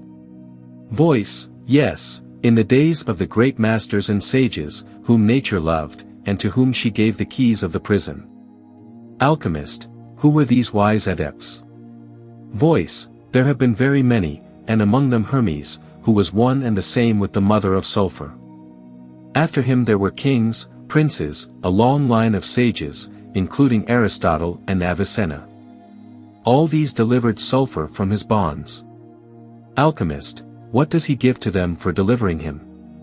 Voice, when he is set free, he binds his jailers, and gives their 3 kingdoms to his deliverer. He also gives to him a magic mirror, in which the 3 parts of the wisdom of the whole world may be seen and known at a glance, and this mirror clearly exhibits the creation of the world, the influences of the celestial virtues on earthly things, and the way in which nature composes substances by the regulation of heat. With its aid, men may at once understand the motion of the sun and moon, and that universal movement by which nature herself is governed, also the various degrees of heat, cold, moisture, and dryness, and the virtues of herbs and of all other things. By its means the physician may at once, without consulting an herbarium, tell the exact composition of any given plant or medicinal herb. But nowadays men are content to trust to the authority of great writers, and no longer attempt to use their own eyes. They quote Aristotle and Galen, as if there was not much more to be learned from the great book of nature which is spread open before them. Know that all things on the earth and under the earth are engendered and produced by the 3 principles, but sometimes by 2, unto which the 3rd, nevertheless, adheres. He who knows these 3 principles, and their proportions as conjoined by nature, can tell easily by their greater or less coction, the degrees of heat in each subject, and whether they have been well, badly, or passably cooked. For those who know the 3 principles know also all vegetables, by sight, taste, and odor, for these senses determine the 3 principles, and the degree of their decoction. Alchemist, master, they say that sulfur is a medicine. Voice, nay, you might rather call him a physician, and to him who delivers him out of prison, he gives his blood as a medicine. Alchemist, how long can a man ward off death by means of this universal medicine? Voice, until the time originally appointed.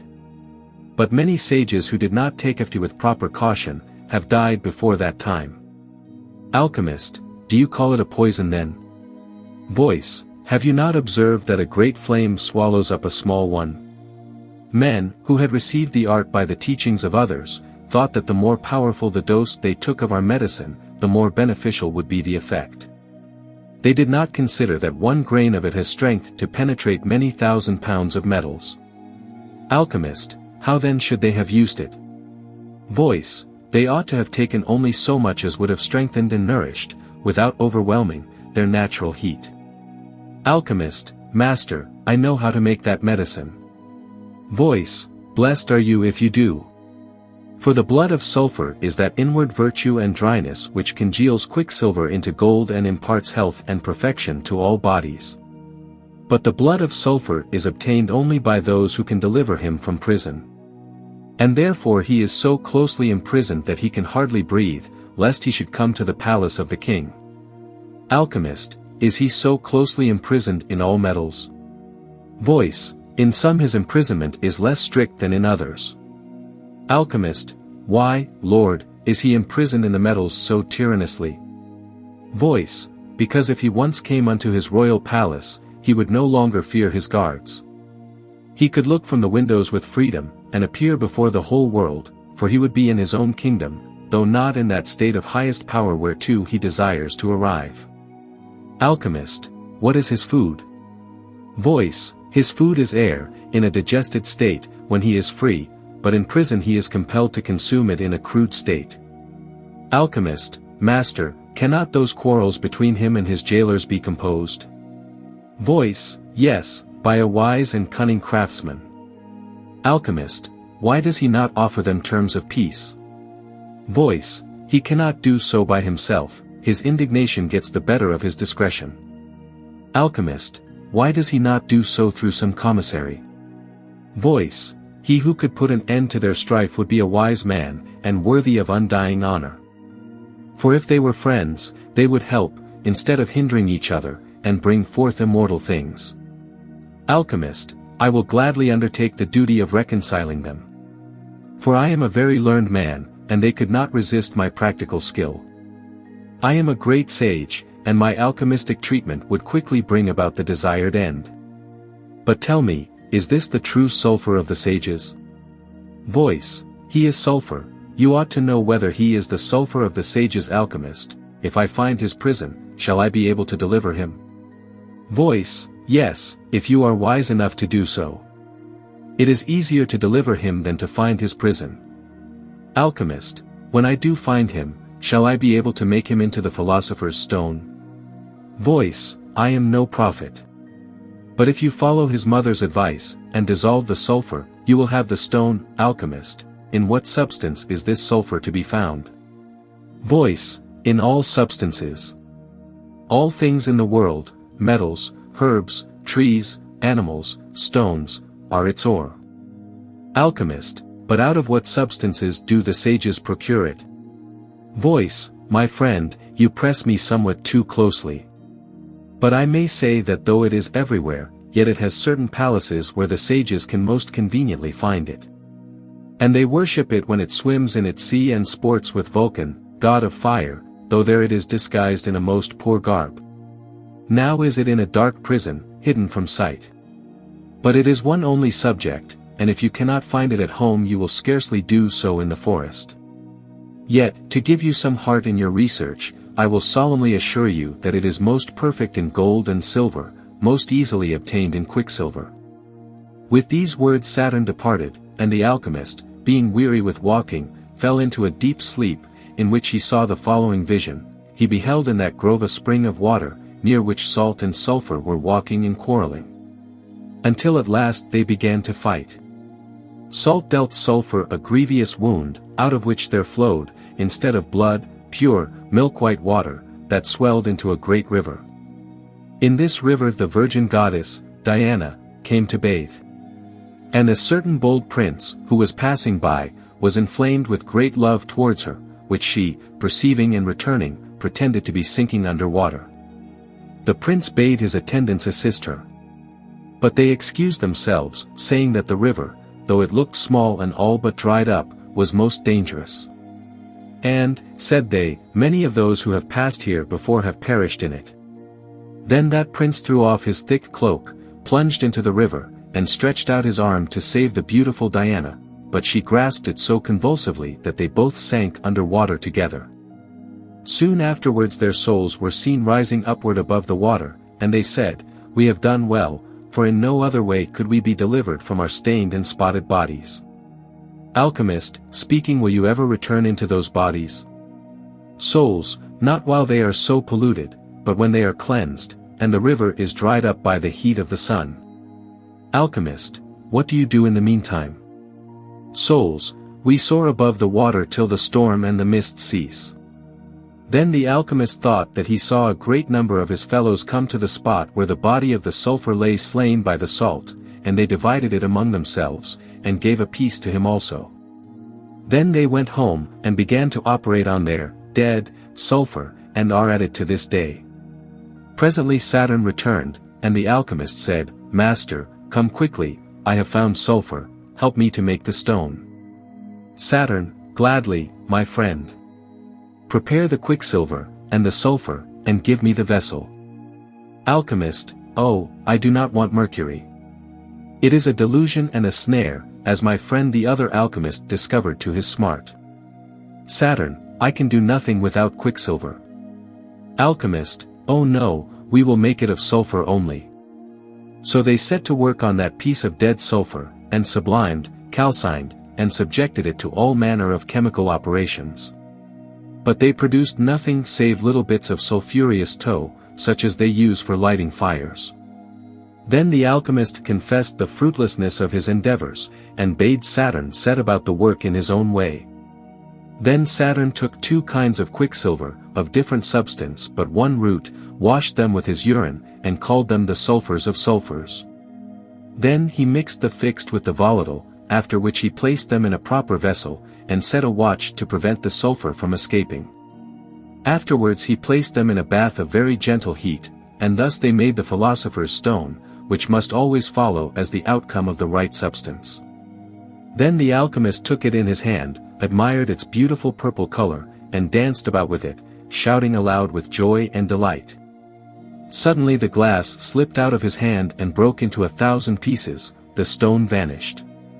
And the alchemist awoke with nothing in his hand but some pieces of sulphureous tow. There are a good many alchemists who, having an extremely favorable opinion of themselves, and fancying that they can hear the grass grow, rail against this art, because they think that if the stone were not a mere delusion, they could not have failed to find it.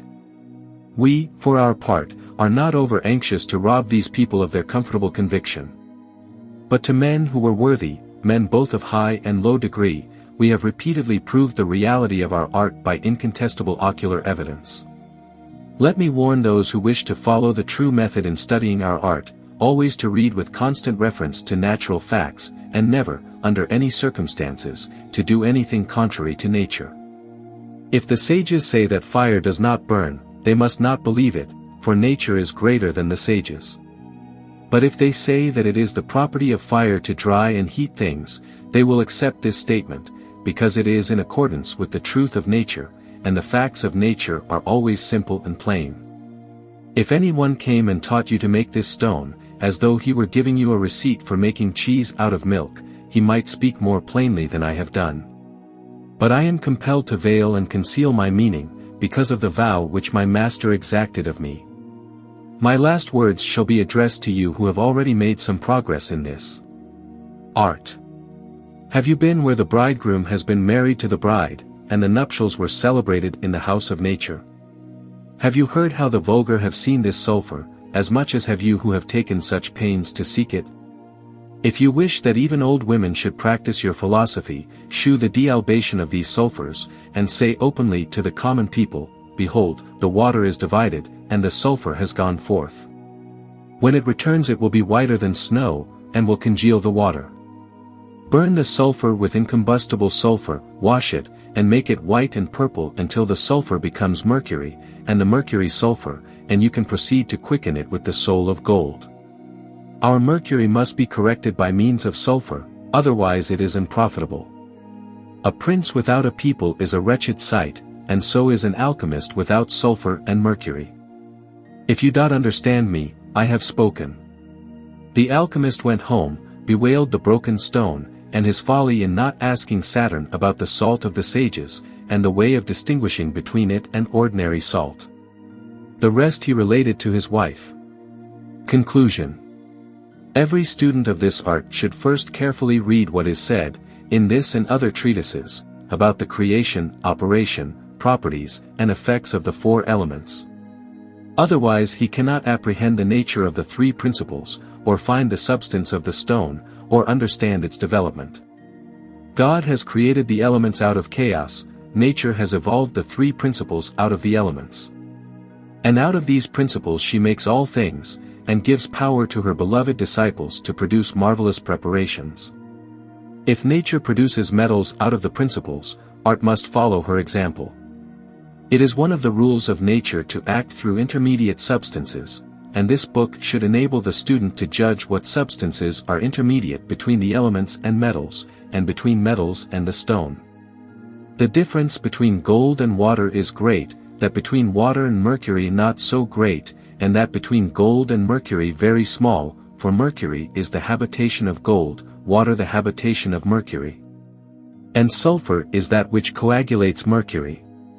The whole arcanum lies hidden in the sulfur of the sages, which is also contained the inmost part of their mercury, which has to be prepared in a certain way that shall be described on another occasion. I have not written this treatise with the object of refuting the ancient sages, but only for the purpose of correcting, explaining, and supplementing their statements. After all, they were only men, and they sometimes did make assertions which can now no longer be maintained. For instance, when Albertus Magnus says that gold was once found to have developed in the teeth of a dead man, he is out of harmony with the possibilities of nature, for an animal substance can never develop into a mineral. It is true that animals and vegetables contain sulfur and mercury, as well as minerals, but these principles are animal and vegetable, not mineral. If there were no animal sulfur in man, the mercury of his blood could not be congealed into flesh and bones, and if plants contained no vegetable sulfur, their mercury, or water, sap, would not be congealed into leaves and flowers. The three kinds of sulfur are essentially the same, but, like the three mercuries, they are differentiated according to the three kingdoms, and cannot act outside their own kingdoms. Each kind of mercury can be coagulated by none but its own sulfur, and if gold was found in the teeth of a dead man, it must have been introduced in an artificial manner, either as gold, or in the shape of some other metal which by the gradual action of its own metallic sulfur on its metallic mercury, was afterwards transmuted into gold. It is mistaken impressions and superstitious notions, like this one of Albertus Magnus, that we have set ourselves to correct in this treatise, by stating once for all the true facts of animal, vegetable, and mineral development. Let the painstaking student be satisfied to have received a true account of the origin of the three principles. There is no greater help towards a successful end than a good beginning. I have in this treatise started the student on the right road, and given him clear and practical directions. With God's blessing, and by dint of diligent and persevering study, he may now fairly hope to reach the glorious goal. But I, having told out all that is lawful for me to utter, now commit myself to the mercy of a loving Creator, who will receive me to himself. And I commend the gentle and pious reader to the same great Father of all, to whom be praise and glory, through the endless succession of the ages. The End.